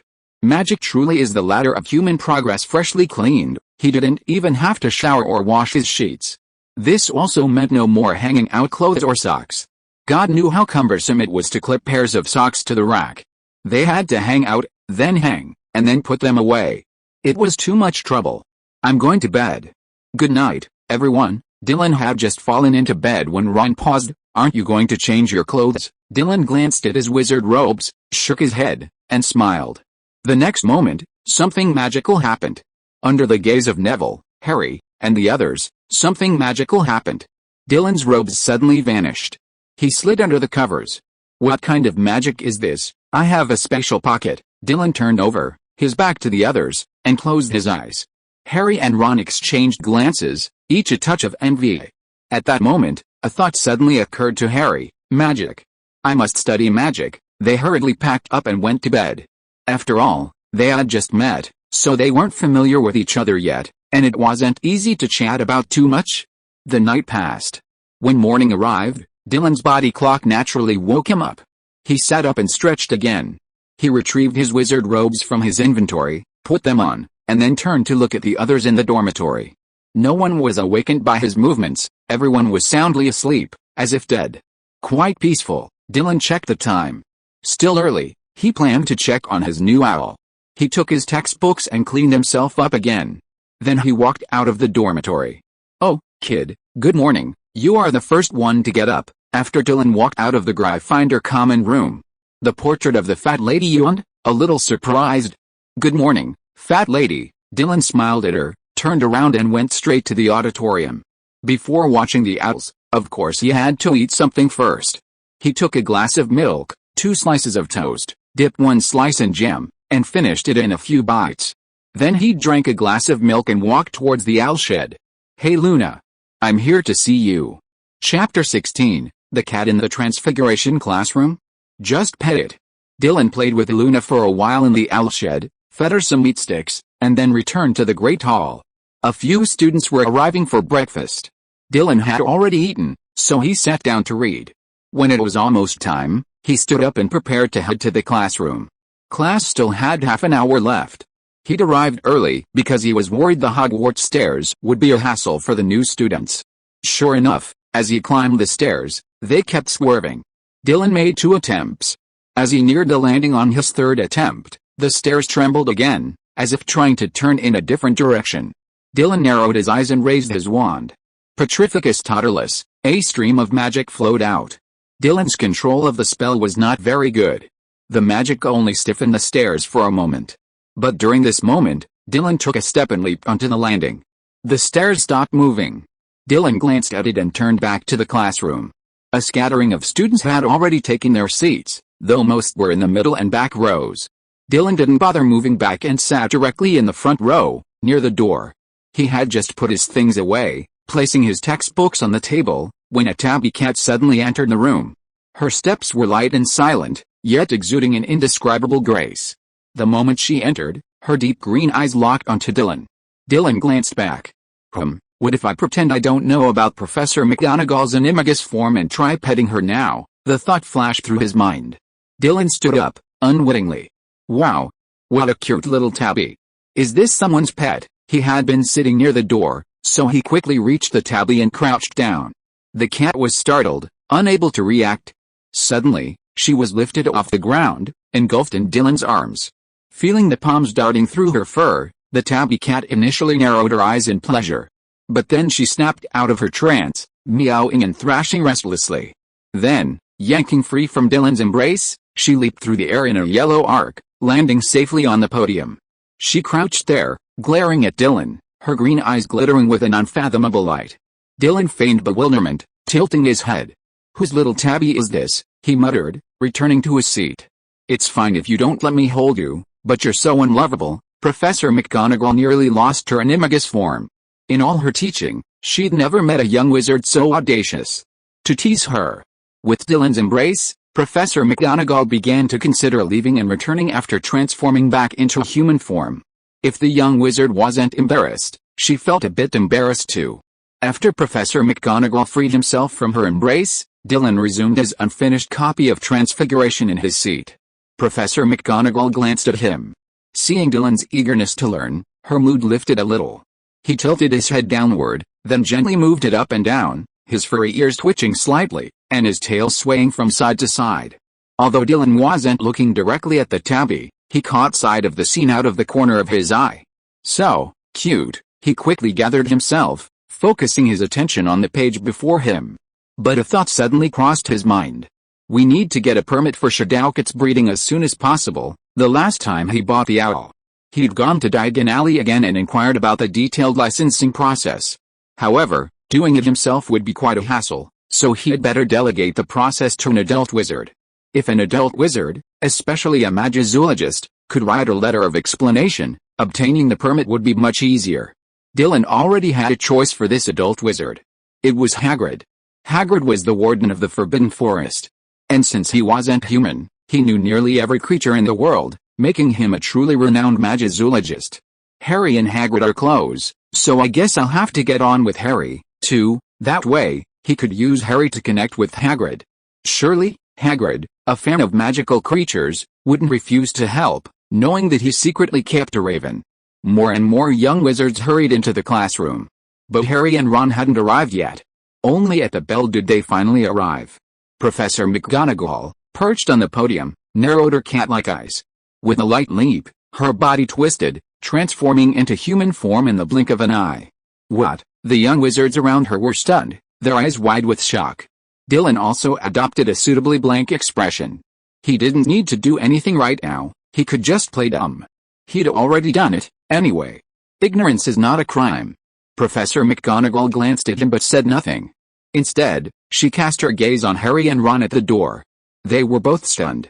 They had thought they could sneak in before the professors arrived. Suddenly, a cat transformed into a professor, startling them both. You're all late, very good.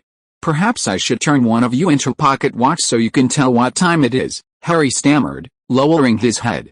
Sorry, we didn't mean to, Professor. Ron also lowered his head. The college is so big, we accidentally got lost, Professor McGonagall expressionlessly said. Oh, then turn it into a map, so you can find your way, Harry. Ron, I don't think you need a map to find your seats, do you? Hearing Professor McGonagall's words, Harry quickly dragged Ron over to the nearest seat and sat down. It happened to be next to Dylan. Professor McGonagall then walked back to the podium. Time is precious. Transfiguration will be the most complex and dangerous spell you will learn this year. You absolutely cannot afford to neglect or slack off. Professor McGonagall's gaze swept across the room with a stern look. If anyone dares to disrupt my class, they will never be allowed to enter my classroom again. With a flick of her wand, the podium in front of her instantly transformed into a large, pink pig. Hiss, the whole room gasped. Chapter 17, Professor McGonagall's Private Lesson. Under Professor McGonagall's stern tone, all the young wizards dared not even breathe, each one remaining extremely quiet. Dylan put the book he was reading into his backpack in the drawer and placed the Beginner's Guide to Transfiguration in front of him. Regarding Transfiguration, his proficiency level was reported by the system as Transfiguration 3/10. This was the result of a long period of painstaking study. Unlike the levitation charm, he had reached level 3 with just a few attempts. This proved that Professor McGonagall's warning was not groundless. The Transfiguration charm itself was indeed one of the most dangerous spells Hogwarts could teach young wizards. After all, Transfiguration spells can be divided into inanimate and living forms. Simply changing the form of an inanimate object is not a big deal, at most losing some materials. However, when it comes to transfiguring a living being, any mistake could very well cost a life. It's like surgery. Transfiguration spells can, in a sense, be considered living experiments. If something goes wrong during the procedure, the subject will naturally suffer a variety of serious consequences, such as the animagus form. It seemed like it simply transformed one into an animal, but if one's self-awareness was eroded after becoming an animal, wouldn't it mean one would never be able to transform back into a human? After all, if one's self-awareness was blurred and one thought of oneself as a real animal, how could one possibly transform back into a human? Furthermore, the Transfiguration spell wasn't simply about transforming inanimate objects or living beings. It encompassed a vast range of subjects. This was also why it was so difficult to learn.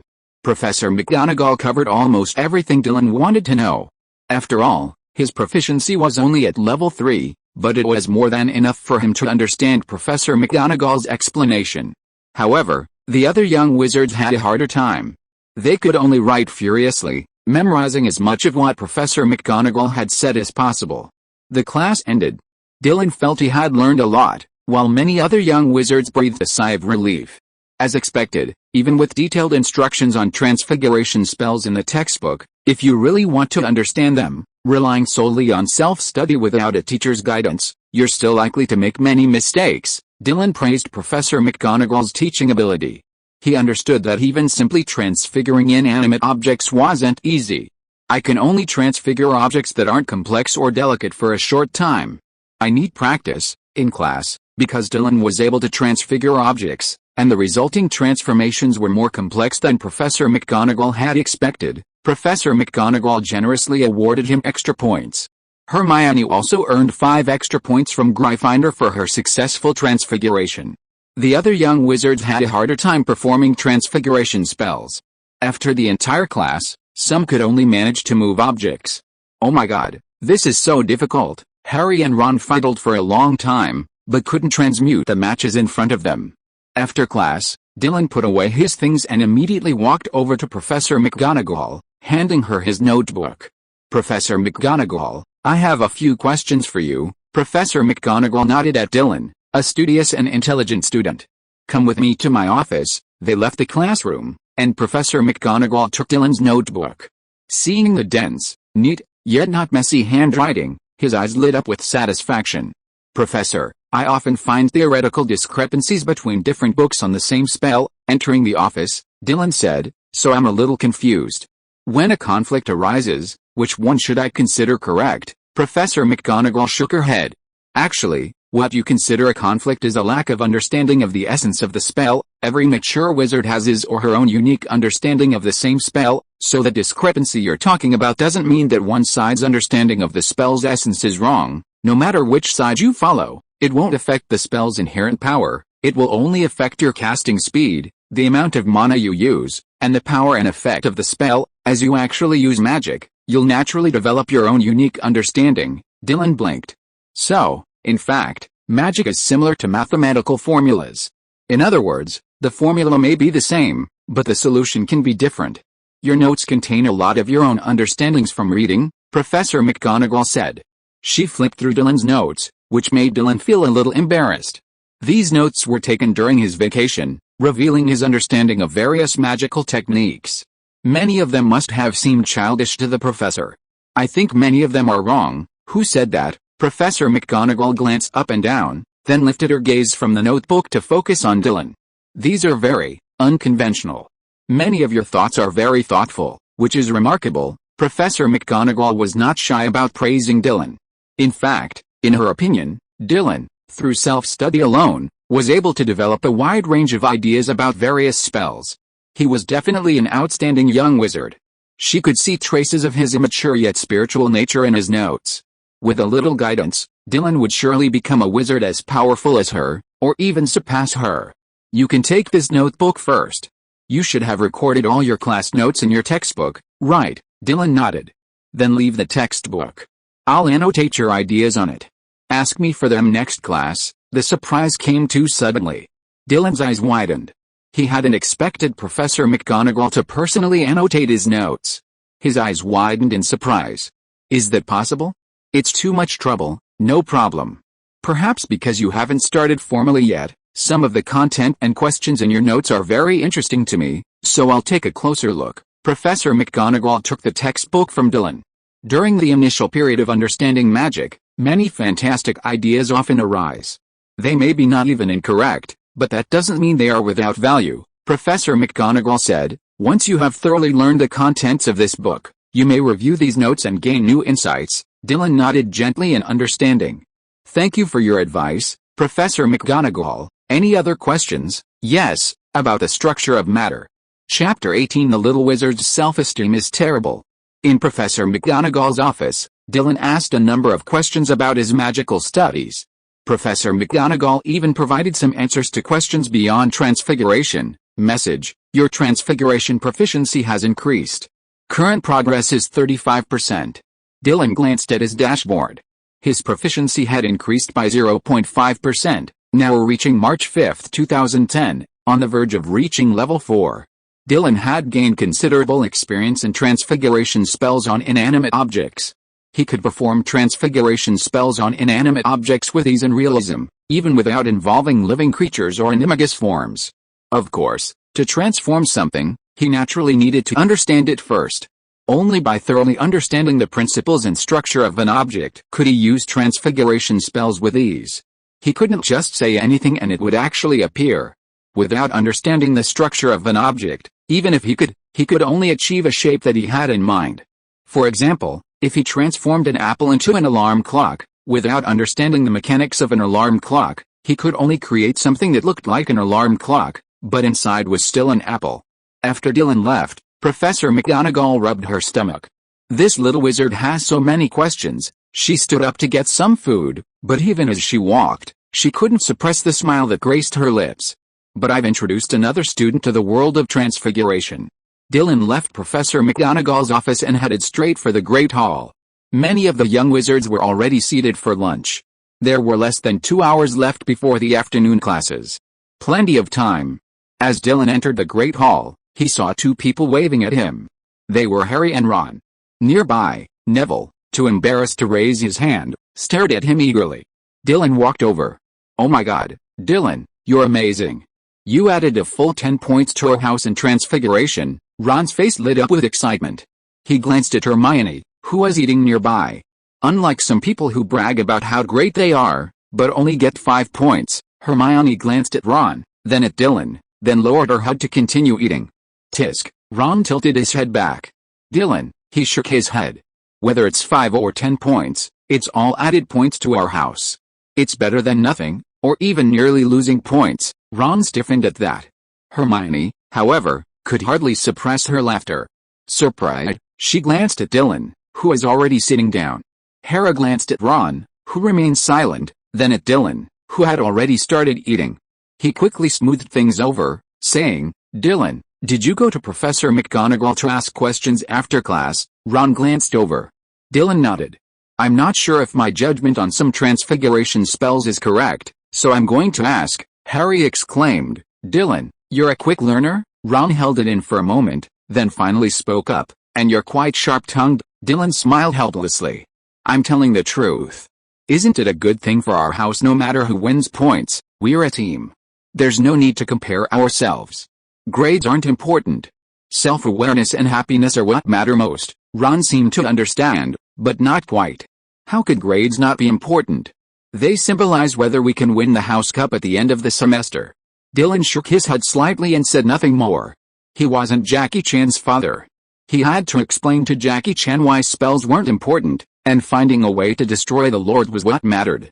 Ron was still too young to understand many things. That was normal. He didn't need to lecture them right away. Ron pursed his lips. "It's a shame I couldn't even make a match move. Neville and Seamus could turn a match into an iron rod." He poked the vegetables in front of him with a sullen look on his face. Besides, that teacher was such a jerk. Dylan knew Ron was still fuming over Professor McGonagall's scolding of him and Harry in front of the whole class that morning. To him, an adult who had lived 2 lives, it wasn't a big deal. But for a young wizard with a strong sense of pride and a strong will, it was hard to get over. Ron continued to mutter. "We weren't late on purpose. That damn staircase went crazy and sent us to the 4th floor, and that weirdo Filch was like crazy, chasing us non-stop. God, you have no idea how hard Harry and I worked to get to the classroom on time." Hearing this, Dylan pondered for a moment, swallowed a piece of perfectly cooked beef, and spoke slowly.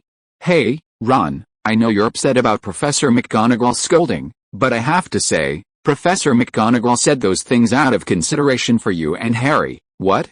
She's so fierce, and yet she's thinking about us? I think she's just using us to establish her authority. To establish her image as a strict teacher." Ron curled his lips. "I bet she does the same thing to students from other houses." "Dylan, kids' egos are truly terrifying. And the most important thing is, that damn Malfoy actually came to laugh at Harry and me after class." Dylan blinked. So this was the key point, right? He had gone straight to Professor McGonagall's office after class, so he hadn't really known about this. He patiently asked, "Ron, do you know about the acromantula?" Harry and Ron, along with Neville, Seamus, and Hermione, all looked over. "What is that?" Harry asked. "A ferocious, carnivorous magical creature," Dylan said.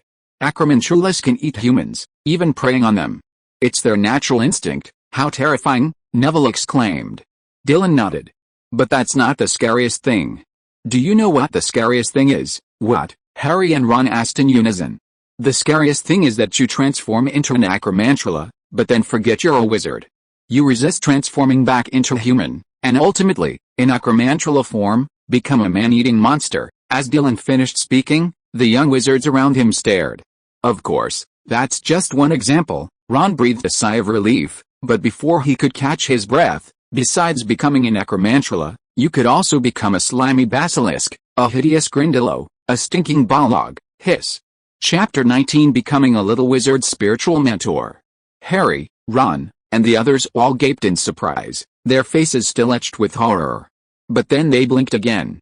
What are these things you're talking about, Dylan? He explained. Some aggressive magical creatures, and none of them look particularly good. Hiss. Ron gasped again. Dylan looked at him. So, you still think learning spells is something you can do casually? He spoke word by word. Professor McGonagall is so stern because she doesn't want you to be careless or lazy.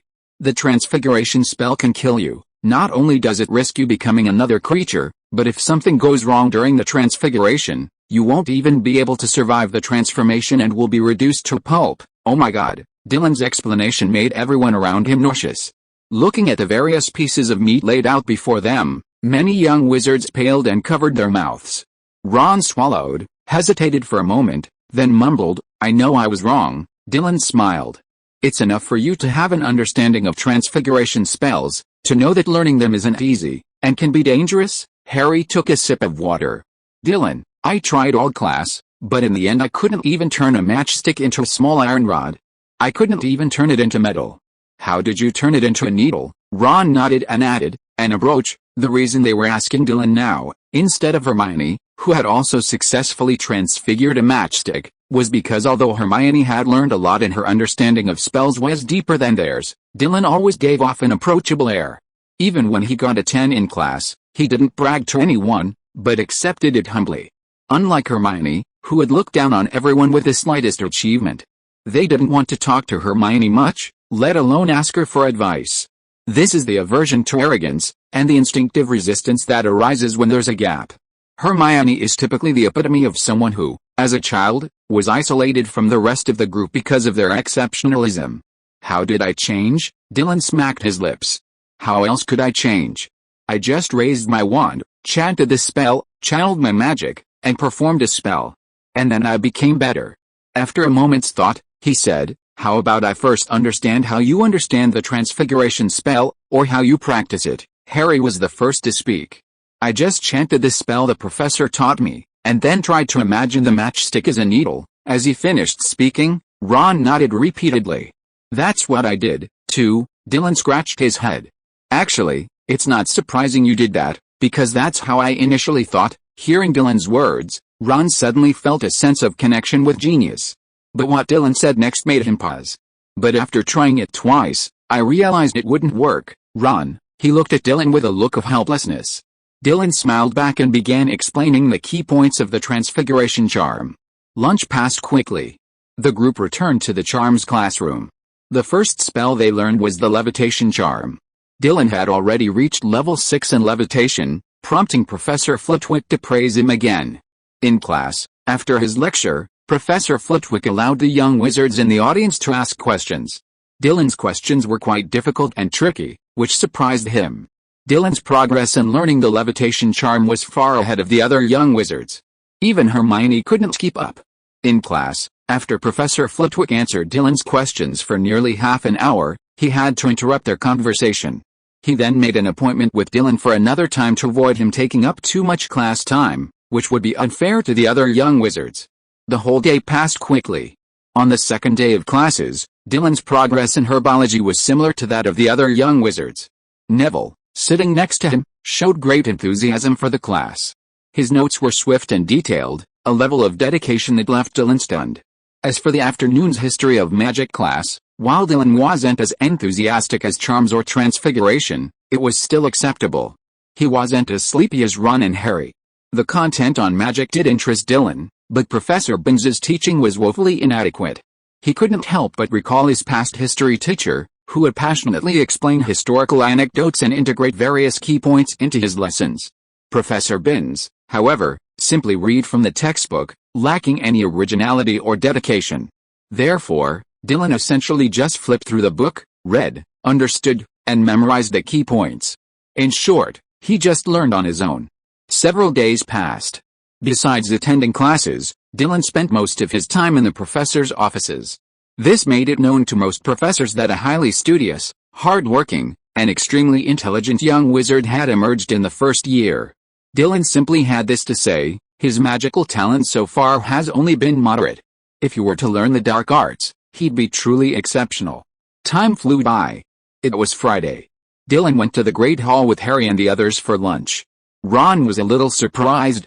"Dylan, you didn't get up early this morning." Dylan placed a plate of spaghetti smothered in sauce in front of him.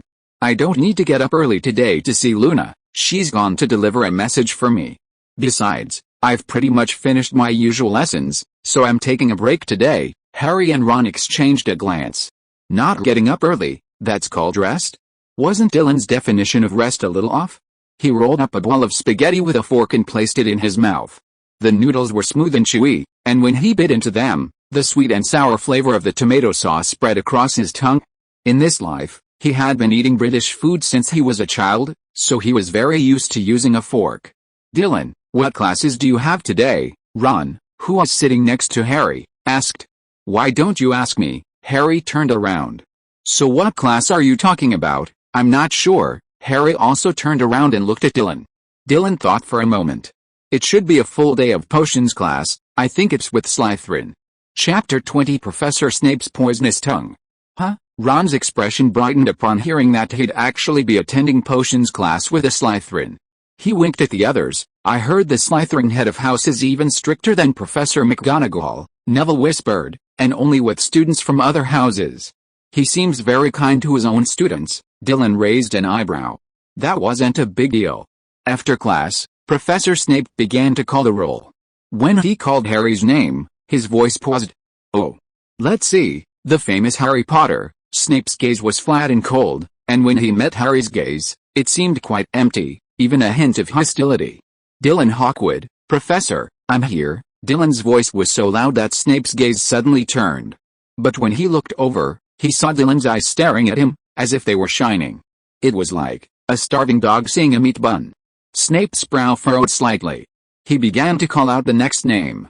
He placed a list on the desk and glanced around. "Hello, a bunch of foolish little wizards." Professor Snape's voice was low and cold, with a hint of contempt, yet penetrating. "Potions isn't magic, but a delicate craft. It doesn't require you to wave your wands like fools. I don't expect all of you to appreciate the beauty of the fragrance hidden in the white smoke from the simmering cauldron." Snape glanced at Malfoy. "I only hope that a few top students can understand the fascinating, mind-bending power of the liquid flowing into people's veins. I can help you increase your reputation, create glory, and even prevent death." Professor Snape changed the subject. "But only if you are a few top students. Some fools and idiots will never understand the secrets of potions." Since the little wizards present were all taking potions for the first time, no one had ever heard of magic actually preventing death. Everyone's eyes widened. Dylan's gaze grew intense. Potions was indeed a profound subject. Like spells, it was worthy of his lifetime study. Professor Snape's words weren't nonsense, nor were they just empty talk. The elixir of life could definitely be concocted through magical potions. While waiting for school to start, Dylan read numerous books on potions. Because he had some knowledge of Chinese medicine in his previous life, he couldn't help but compare Chinese and magical potions when studying them. After all, in his opinion, the two were essentially the same. It was simply a matter of combining herbs to balance, or perhaps amplify some properties while diminishing others. However, as his knowledge of potions deepened, he discovered that Chinese and magical potions did share some similarities. Even if the herbs of his previous life had miraculous effects, it wasn't impossible for Chinese medicine practitioners to concoct an elixir of life. This is precisely where the difference between Chinese medicine and potions begins. The herbs used in Chinese medicine brews lack mystical effects. However, the herbs used in potions brews can imbue the ingredients with magical properties. This led him to another idea. Chemistry. Who could have known before ancient times that chemistry could produce explosions? Both potions and chemistry are almost equally interested in the mixing and transformation of substances. Think about it: unicorn horn powder, mandrake roots, salamander eyes, the encounters between acids and bases, the wondrous oxidation-reduction reactions. There are definitely similarities. And they both share the same rigorous requirements. Tablets, drops, controlling quantities and variables. Actually, if you think about it, chemical manufacturing is more similar to potions than Chinese medicine. Brewing a potion can be understood as brewing a physical spell. The mystical elements within the potion's ingredients are released through constant brewing and stirring.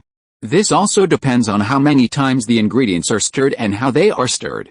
In potion brewing, numbers are like incantations.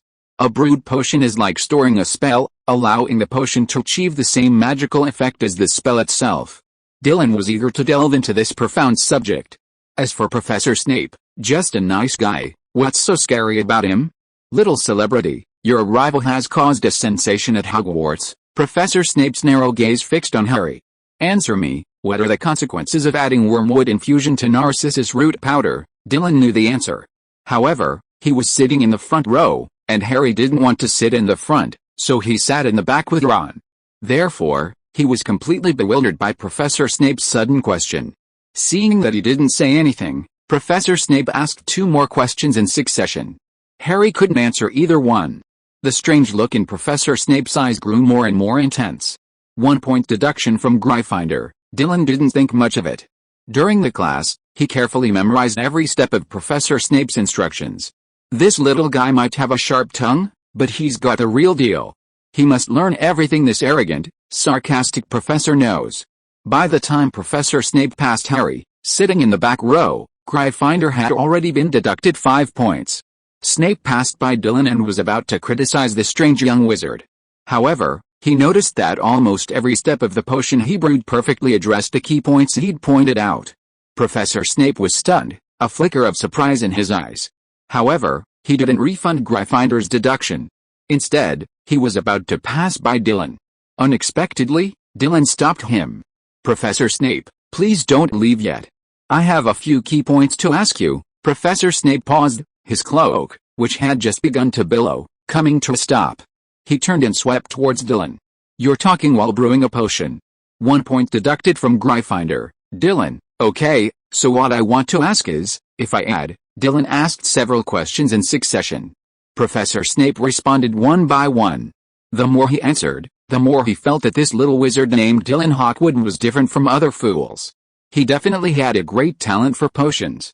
This slightly changed Professor Snape's impression of Dylan.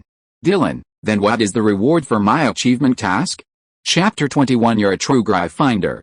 With Professor Snape's increasingly patient explanations, Dylan finally understood many of the confusions he'd had during potions class. By the time his round of questions was over, his potion was ready. After examining it, Professor Snape paused for a moment before finally uttering, "Well done." 5 points to Gryffindor, celebrating the fact that Gryffindor isn't entirely made up of stupid lions. With that, Professor Snape couldn't find any fault with Dylan's potion. He could only twirl his cloak and go find the next student. He circled around and finally came to Harry, staring at him. Are you brewing some vomiting-inducing broth? That's terrible.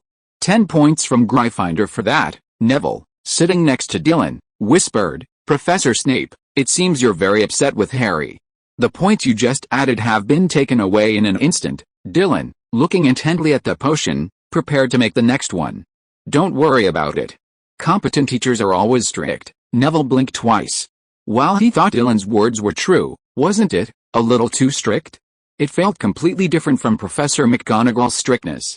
Besides, Professor McGonagall treated all students equally and was very strict with everyone. But why did Professor Snape seem to be targeting Harry? Or perhaps, was he targeting Gryffindor? Neville glanced at Dylan, who was conscientiously brewing a potion. A thought suddenly occurred to him. Dylan is truly strong. He remained unmoved by Professor Snape's intimidating expression. Instead, under Professor Snape's gaze, he quickly brewed his first potion. No, I have to work harder. Thanks to his deep knowledge of herbs, Neville performed quite well in potions class. Dylan was also constantly experimenting, improving his technique when brewing potions. He spent the entire class working so hard that he forgot to eat or sleep, even while Snape was standing nearby. He could call people over with a single shout. Professor. I have a question, Professor. Come here, Professor. Professor. Professor Snape, He had a new appreciation for Dylan's eagerness to learn. However, he didn't find Dylan's constant requests for answers offensive. On the contrary, whenever he was asked a question, he would carefully consider it and answer it with caution. With Professor Snape's help, Dylan made rapid progress. His initial potions might have had some flaws, like impure color or ineffective potency. But as time went on, his concoctions became increasingly perfect. This astonished the young wizards from both houses. One was shocked that someone had mastered potion brewing so quickly. The other was shocked that someone dared to boss Professor Snape around like that. In truth, Dylan didn't care what the professors thought of him. He was like a sponge, constantly absorbing all the knowledge others had. This wasn't just because he possessed a positive attitude, but also because Dylan understood the preciousness of educational resources in the wizarding world. In fact, whether it was England, America, Europe, or the East, the magical education system was extremely chaotic, and resources were scarce. Hogwarts faculty, however, was undoubtedly among the best in the wizarding world, one of the best. Almost every course was taught by renowned figures in the wizarding world. Except for the defense against the dark arts professors, who were replaced regularly every semester. Even Professor Sybil Trelawney, who taught divination, was a leading figure in the wizarding world. After all, she was a wizard with true prophetic powers. The title of Harry Savior, a name she foretold throughout the story, was also hers. So, let alone Professor Snape, potions master and head of Slytherin. His age seemed a bit weak compared to his achievements. He called others fools because he was truly a genius. As for Professor Snape's sharp tongue, Dylan simply wanted to express more. He wanted more. As the day's classes drew to a close, Dylan presented all his brews to Professor Snape. Professor Snape tried to point out some shortcomings, but each one was superior. He couldn't help but purse his lips. It's much better than those other idiots. Dylan didn't care. It wasn't a personal attack based on his parents and ancestors. Words like idiot and stupid were merely scratching the surface. He felt nothing, and even found Professor Snape a little endearing. Raising his head, Dylan said to Professor Snape, "I'm glad you recognize my work, Professor. You're very capable. You can address my concerns in just a few words." So, as Dylan spoke, the young wizards around him all turned their gazes on him, their eyes widening, as if they had already guessed what he was going to say next. As expected, Dylan smiled, his fangs bared. "Professor, can I ask you a few questions during your free time?" Hiss. What a lunatic. The young wizards around him all gulped. Even the Slytherins couldn't help but sigh inwardly. Dylan is simply insane. Although Professor Snape didn't specifically target Slytherins like he did Gryffindors, he would still relentlessly criticize and reprimand the young Slytherin wizards when they made mistakes. To them, Dylan's actions looked like someone crowing like a rooster in the middle of the night. Crazy. Professor Snape's brow furrowed slightly, his face gloomy, his eyes fixed on the young wizard before him. But Dylan seemed oblivious, his eyes fixed unblinkingly on the professor's hooked nose. Finally, Professor Snape, seemingly defeated, spoke slowly, "For the sake of your perfect potion, but if what you're asking is worthless, I will immediately kick you out of my office." Of course, that's what I should do. Dylan received Professor Snape's agreement, and smiled until his eyes narrowed. Merlin, the class ended. Ron and Harry, both staring, walked towards Dylan. "Sorry, I always thought you were a Ravenclaw," Ron suddenly said. Dylan was a little confused. "But now I see, the Sorting Hat wasn't wrong, you're a true Gryffindor." Neville and Harry nodded repeatedly. If you are listening to this novel on a channel other than Fanfic World, it means it was downloaded and re-uploaded without effort. We warmly invite you to visit our channel, Fanfic World. There you will find the original version of this story and many other novels of various genres. We look forward to seeing you dive into a world of incredible novels. Chapter 22 Hagrid's Referral. Dylan remained non-committal about the brat's words. If simply asking a teacher for advice was considered brave, then Harry and the others were right. I hope Professor Snape will be in his office this weekend. After returning home that evening, he still needed to sort out his confusion about potions. Therefore, he planned to wait until the weekend to bother Snape. As for the afternoon, he had other things to do. He walked out of the classroom with Harry and Ron. His eyes fell on Harry. "Are you ready to go now?" At breakfast, he and Harry had agreed to meet Hagrid in his hut after class. He had barely finished his words when Harry's stomach growled. I'm thinking of waiting until after dinner," Harry was exhausted from today's potions class and desperately wanted to stuff his mouth with something. Okay, you look hungry, Dylan nodded. Harry let out a helpless look. God knows what it's like to be stared at by Professor Snape the whole time. My back has been straight all day. Dylan smiled and went to the Great Hall with Ron, Harry, and the others. After dinner, Harry felt more energetic, and Ron seemed to come alive. When he heard Dylan was planning to go find Hagrid, he also insisted on joining them. Dylan naturally had no objections. They left Hogwarts Castle and headed for Hagrid's hut.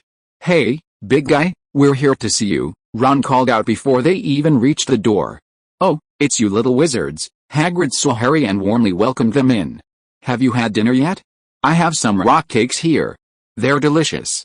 Try them. Hagrid brought a plate of large, rock-like cakes from the table.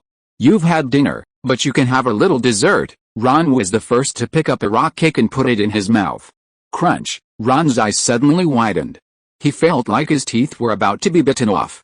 Why is this pancake so hard? Harry, curious, picked up a piece and bit at it for a long time, but he didn't get a single bite, only biting off a few crumbs of the crust. Oh my god, is this pancake covered with a hardening charm? I want to learn the shattering charm right now, Ron exclaimed. Dylan had learned this spell, but he wasn't proficient at it. He had only a basic understanding, just getting started. Faced with a large pancake on the table, Dylan didn't move. So, of course, he didn't have to deal with a pancake, so he just drooled over it and then thought about using the shattering charm. Sorry, I chewed it quite well. Hagrid scratched his head, suddenly remembering that this pancake was not something a mere young wizard could chew. If you really can't finish it, let Fang have it. While magic can heal injuries, breaking teeth is never worth it. Harry immediately tossed the pancake to Fang. Ron, however, was determined to continue his fight with a rock pancake. Fang ate Harry's rock pie. Then, whipping its tail like a whip, it ran over to Dylan. Dylan simply patted its head. Seeing no more food, Fang ran back to Ron. It dove back and forth between them, tongue hanging out, panting heavily and making a wheezing sound. Its sturdy limbs moved with an uncoordinated gait, and from time to time, its haste would cause it to bump into the sofa where the others were sitting. Ron finally gave up on the rock pie and secretly slipped it to Fang. Hagrid went to get them a glass of water and turned to see Fang's behavior. He laughed heartily. It seems Fang likes you guys. You should spend more time with him. He brought the water to the group. Dylan thanked him. Hagrid sat down, sighed, and looked at Ron with a hint of admiration. I'm so glad to see you and Fang getting along so well.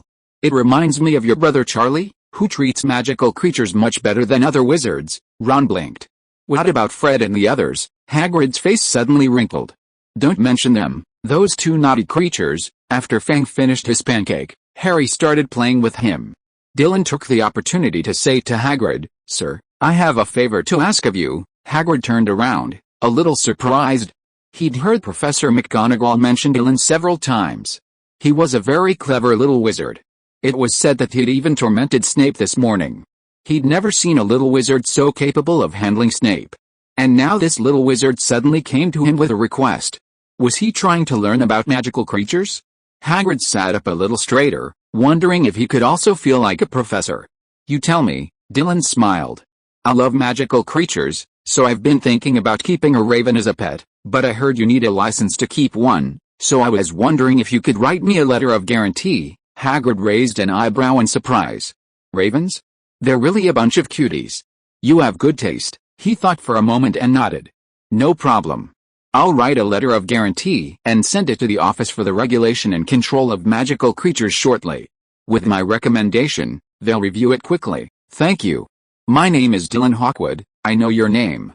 A very clever little wizard who takes up a lot of professors' time after class. Ha ha ha, Hagrid laughed out loud. Hearing this, Dylan simply pursed his lips and smiled. So, Dylan, you came to Hagrid to get a magical creature. Fang ran over to Dylan, and Harry looked over. I don't even know what a shadow is. It's a creature a bit like a black cat, Dylan added, thinking of his little Coldball's cold eyes. Very cute, Harry nodded without a doubt. Hagrid didn't seem to mind Shadow's stern expression. He was about to say something when Harry asked, Today in potions class, I felt like Professor Snape really had something against me. Hagrid's eyes flickered, and his smile faded. Oh, him? Professor Snape is just like that. He's not nice to anyone, except Headmaster Dumbledore. Dylan noticed Hagrid's change of mood, as if he was deliberately avoiding talking to Harry about Snape. Of course, he wouldn't say anything at this moment. After all, he was still counting on him to write a letter of guarantee and recommendation.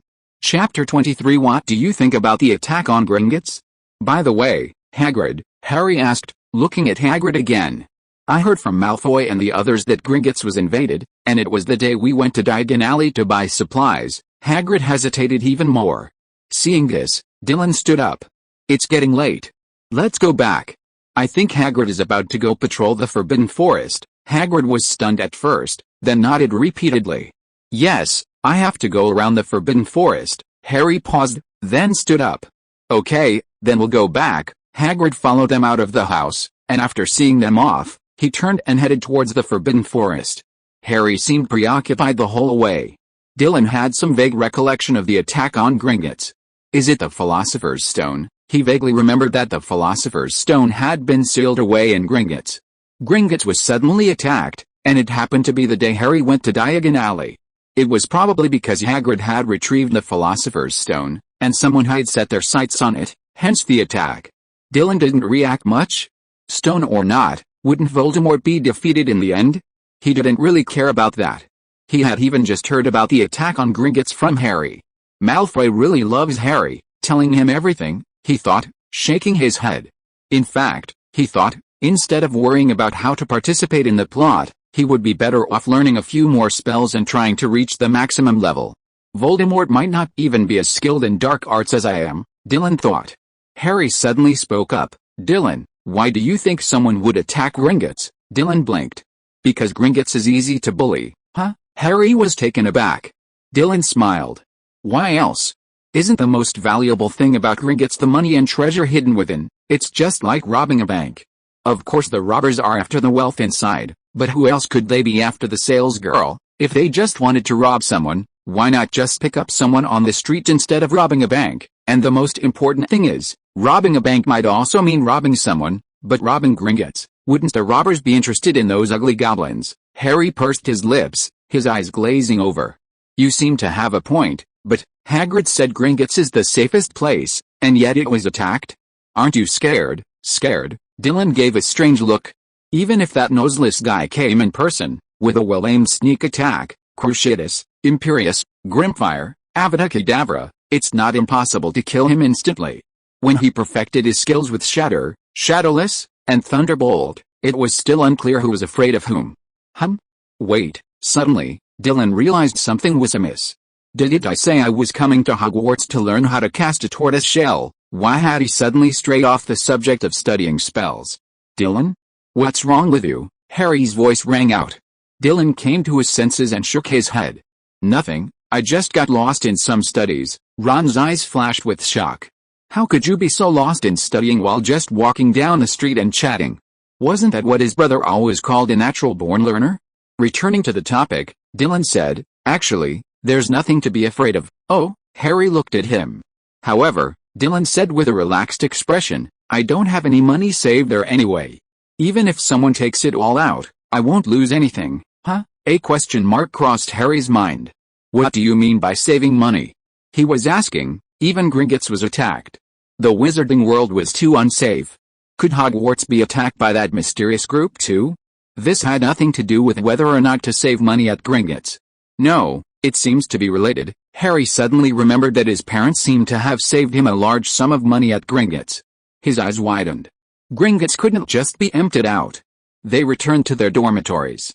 Dylan tidied up briefly and began organizing his class notes. He wrote down in his notebook the questions he wanted to ask Professor Snape over the weekend. He then read for a while. After dark, he washed up and went to bed. He couldn't clean his teeth every day. Dylan found that constantly using magic to clean made him feel like he wasn't cleaning properly. Brushing his teeth back and forth felt more reassuring and comforting. Waking up. Having gone to bed early, Dylan woke up early too. Saturday morning was a quiet and peaceful campus. Almost half the students were still asleep. Dylan strolled along the deserted paths and headed straight for the Great Hall. After breakfast, he went to the Owlery to check on Luna. The little guy was full of energy, his snow-white fur gleaming. He'd exchanged several letters with his family recently, essentially telling them that he was doing quite well and fulfilled here. And he no longer had to live in the basement. It was a 5-bedroom apartment, but at least he didn't have to. He'd also sent his parents another sum of money to invest in stocks. It was 1991, and aside from the wizarding world, the Muggle world was pretty much the same as it had been in the past. He'd done some research and found that this world also had companies like American Express, Ophone, and Walmart. He'd asked his father to invest all his money in the stock markets of these companies. Luckily, with his recent successes, he'd accumulated a considerable sum. He'd converted the money his parents had given him, along with his own, into British pounds and sent it to his parents. His reasoning was simple: Dad, I've met a lot of great magic professors at school. They're all amazing. Did you see the money I sent you? Invest as I instructed, and we won't lose money. It was actually 2 parts. But if they were connected together, the reader would think they were a single sentence. His parents had indeed thought, just as he had, that the Hogwarts magic professor had told them to buy certain stocks. In short, Dylan refused to answer any of these questions. That didn't count as lying, did it? Well, how could that be considered lying? He glanced at the time. Dylan realized it was almost time for the professors to go to work. He wasn't sure if Professor Snape was in his office right now, but he had mentioned it to him after class yesterday, and he thought he'd be waiting for him there. Chapter 24 You are not as stupid as the troll. When Dylan arrived at Professor Snape's office, he knocked gently twice. The next moment, the door moved on its own, opening a crack.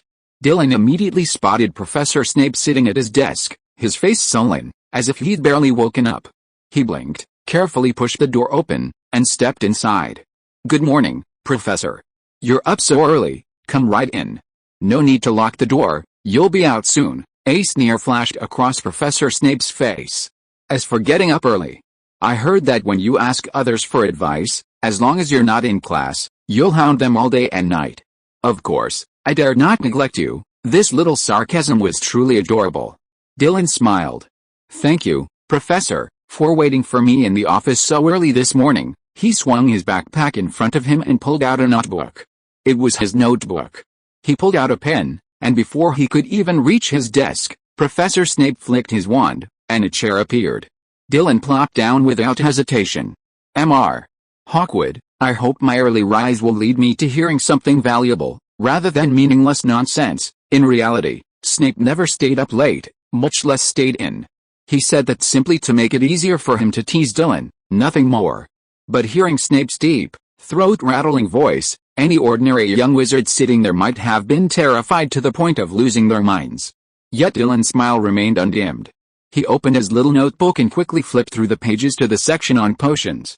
Professor Snape, when I delved into potions, one thing first piqued my curiosity. Snape's eyebrows twitched slightly, then slowly rose, the tips of his brows rising slightly, drawing a fine line at the corners of his eyes. His dark eyes swept over him, gazing coldly at Dylan. A look of indifference and indifference. Dylan remained unfazed and continued, in fact, when I study any theory, I can't help but try to understand its essence. What exactly do you want to ask? Snape's voice was slightly hoarse. Not harsh, but like frosted silk, deep yet delicate. His voice was perfectly controlled. He didn't even need to raise his voice to let it resonate throughout the office. Based on the basic principles of magic, can potions be affected by external factors? Snape frowned. It seems like a profound question, but it's actually meaningless. Of course potions can be affected by external factors. Now, Mr. Hawkwood, leave my office immediately. Snape couldn't suppress the impatience on his face after hearing Dylan's question. Of course, he didn't try to suppress it. But Snape also noticed something. This young wizard was truly courageous. With just a glance, he could scare ordinary young wizards into submission. But with Dylan, his cold expression was a joke. Everyone would be ashamed of his vicious words. But not this guy. As a professor, he couldn't possibly use magic against a mere wizard, could he? You've wasted the potions professor's precious time. Your house must be deducted. Before Snape could finish his words, Dylan interrupted him, much to his surprise. Professor, you don't understand what I'm trying to say. Dylan spoke seriously, completely ignoring Snape's increasingly grim expression. The external influence I'm talking about is, can potions be affected by the movement of the stars and the phases of the moon? Professor Snape was stunned at these words. His greasy hair, half his cold, pale face, and his thin lips, once pressed into a cold line, now curled up. His previously gloomy expression softened slightly at Dylan's question. His furrowed brows relaxed slightly, and beneath his raised brows, his eyes widened slightly. You even know about star paths? Snape raised his bony hand, wand raised, and the half-open door clicked shut. Little son dear, Dylan snorted inwardly. Snape's brow furrowed again. He gazed deeply at the young wizard before him. As a telepath, he wouldn't use legilimency on a minor wizard. Yet, he could clearly sense the excitement emanating from Dylan. Mistaking him for complacency, he said coldly, "Why, you think you know a lot." Dylan blinked and shook his head. "How could I? I haven't even read all the books in the school library yet. How can I say I know a lot?" He spoke the truth with all his heart. Upon hearing this, Professor Snape's expression softened slightly, and a low, cello-like sound emanated from his mouth. The stars and the phases of the moon are often believed to contain powerful powers in the magical world, and exploring their connection with potions, it requires not only an in-depth understanding of the characteristics and refining mechanisms of the potions themselves, but also involves the use of ancient magical knowledge and mysterious powers. It's good that you can think of this, but you think too far. With your current limited knowledge, even if I give you part of the answer, you won't be able to understand it. Dylan smiled lightly. Since you gave me a positive answer, then I will tell you what I guess. Snape looked at him without comment, but in the end he did not continue to speak ill of him. As far as I know, the specific magical fluctuations released by the movement of stars may resonate with the ingredients of a potion, then the influence of the material fusion, the properties of the activation, and the timing and duration of the potion's effectiveness may all be affected by the movement of stars. As for the phases of the moon, I believe the energy intensity and property changes it reflects may have some connection with the potion's initiation, the reaction process, and the intensity and stability of its effectiveness, which I cannot currently understand. Professor Snape's facial muscles tensed imperceptibly, pulling at the fine lines at the corners of his eyes. A fleeting look of surprise flashed in his dark eyes, and his thin lips pursed, then turned downward for a moment before quickly returning to their original position. Your brains, little brat, aren't as foolish as a troll. Dylan looked at Snape. Was this a compliment?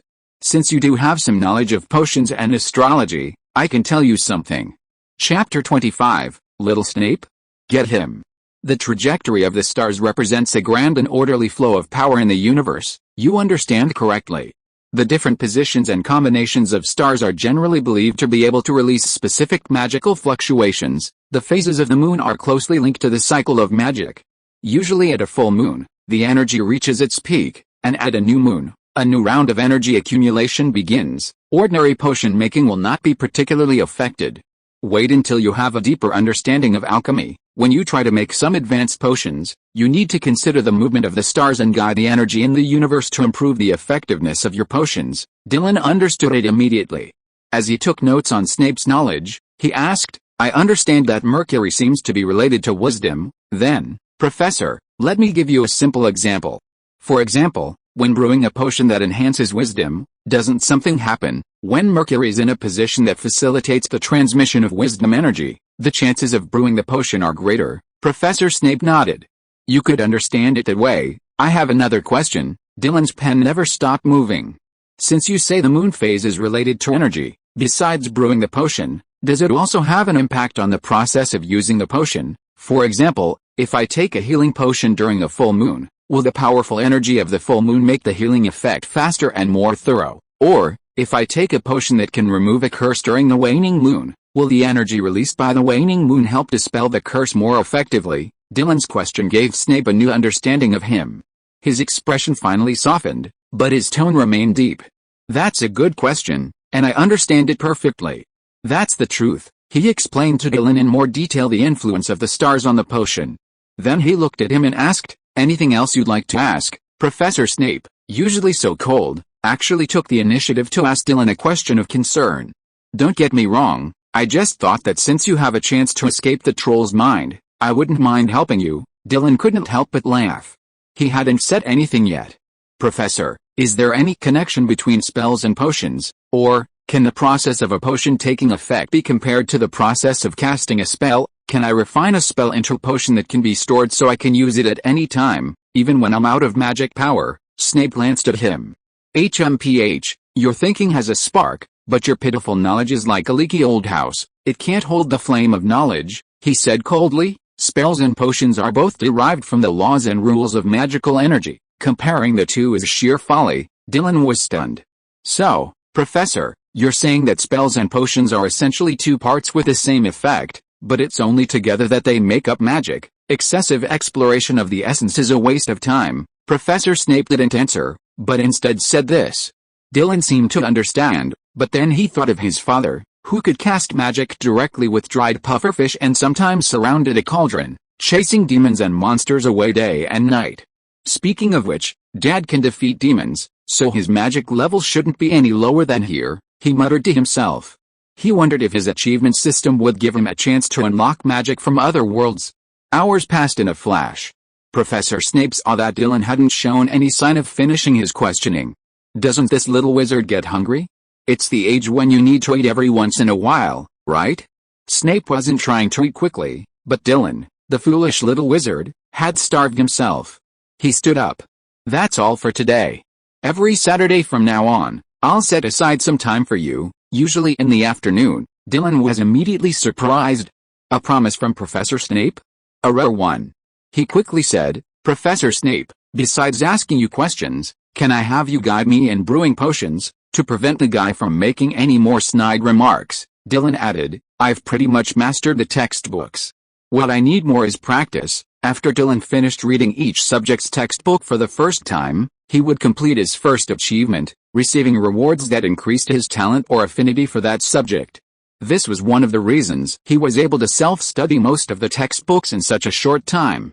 So what textbooks have you been reading? Low-level potions will only waste my materials. Hearing this, Dylan blinked without reacting for a moment. What does that mean? He doesn't even need to provide the materials for making potions? My old Voldemort. This is too good to be true. Dylan is almost in love with Professor Snape. This wave, he will get it directly. He turned to the last page of the notebook with some excitement.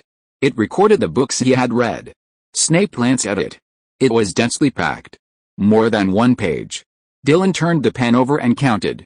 I've read Magic Potions and Liquids, A Guide to Potion Making Techniques, Let Yourself Have a Carnival in a Bottle, The Relationship Between Potions and Magical Defense. Enough. Professor Snape interrupted. Have you read Advanced Potions? Dylan nodded. I've already. Okay, then go look up the precise formula for advanced potions and read the safe use guide. Professor Snape was already walking out the door. Next week, I'll teach you how to make advanced potions. Yes, Dylan replied. Do you still need me to invite you out? Professor Snape opened the door and stood by, silently looking at Dylan. Dylan quickly stuffed his notebook and pen into his bag and hurried out. Want to eat together, Professor? Forget it. I don't have the patience to watch you stuff food into your mouth while your mind is juggling your pathetic potions knowledge. Snape closed the door and headed in one direction. Not the Great Hall. Dylan stood there, shrugged, and then turned and walked towards the Great Hall. He wanted to eat quickly, and then take advantage of the weekend to finish reading the 2 books Professor Snape had specifically instructed him to read. One of the benefits of being in Hogwarts was that he no longer had to spend money to buy books, as he could find most of the books he needed directly in the library. End of this chapter. Thank you so much for reading until the end. Don't forget to give it a like. Looking for more exclusive content and immediate access? Subscribe to our Patreon. Remember, every like, subscription or donation encourages us to continue. Thank you all. See you in the next video.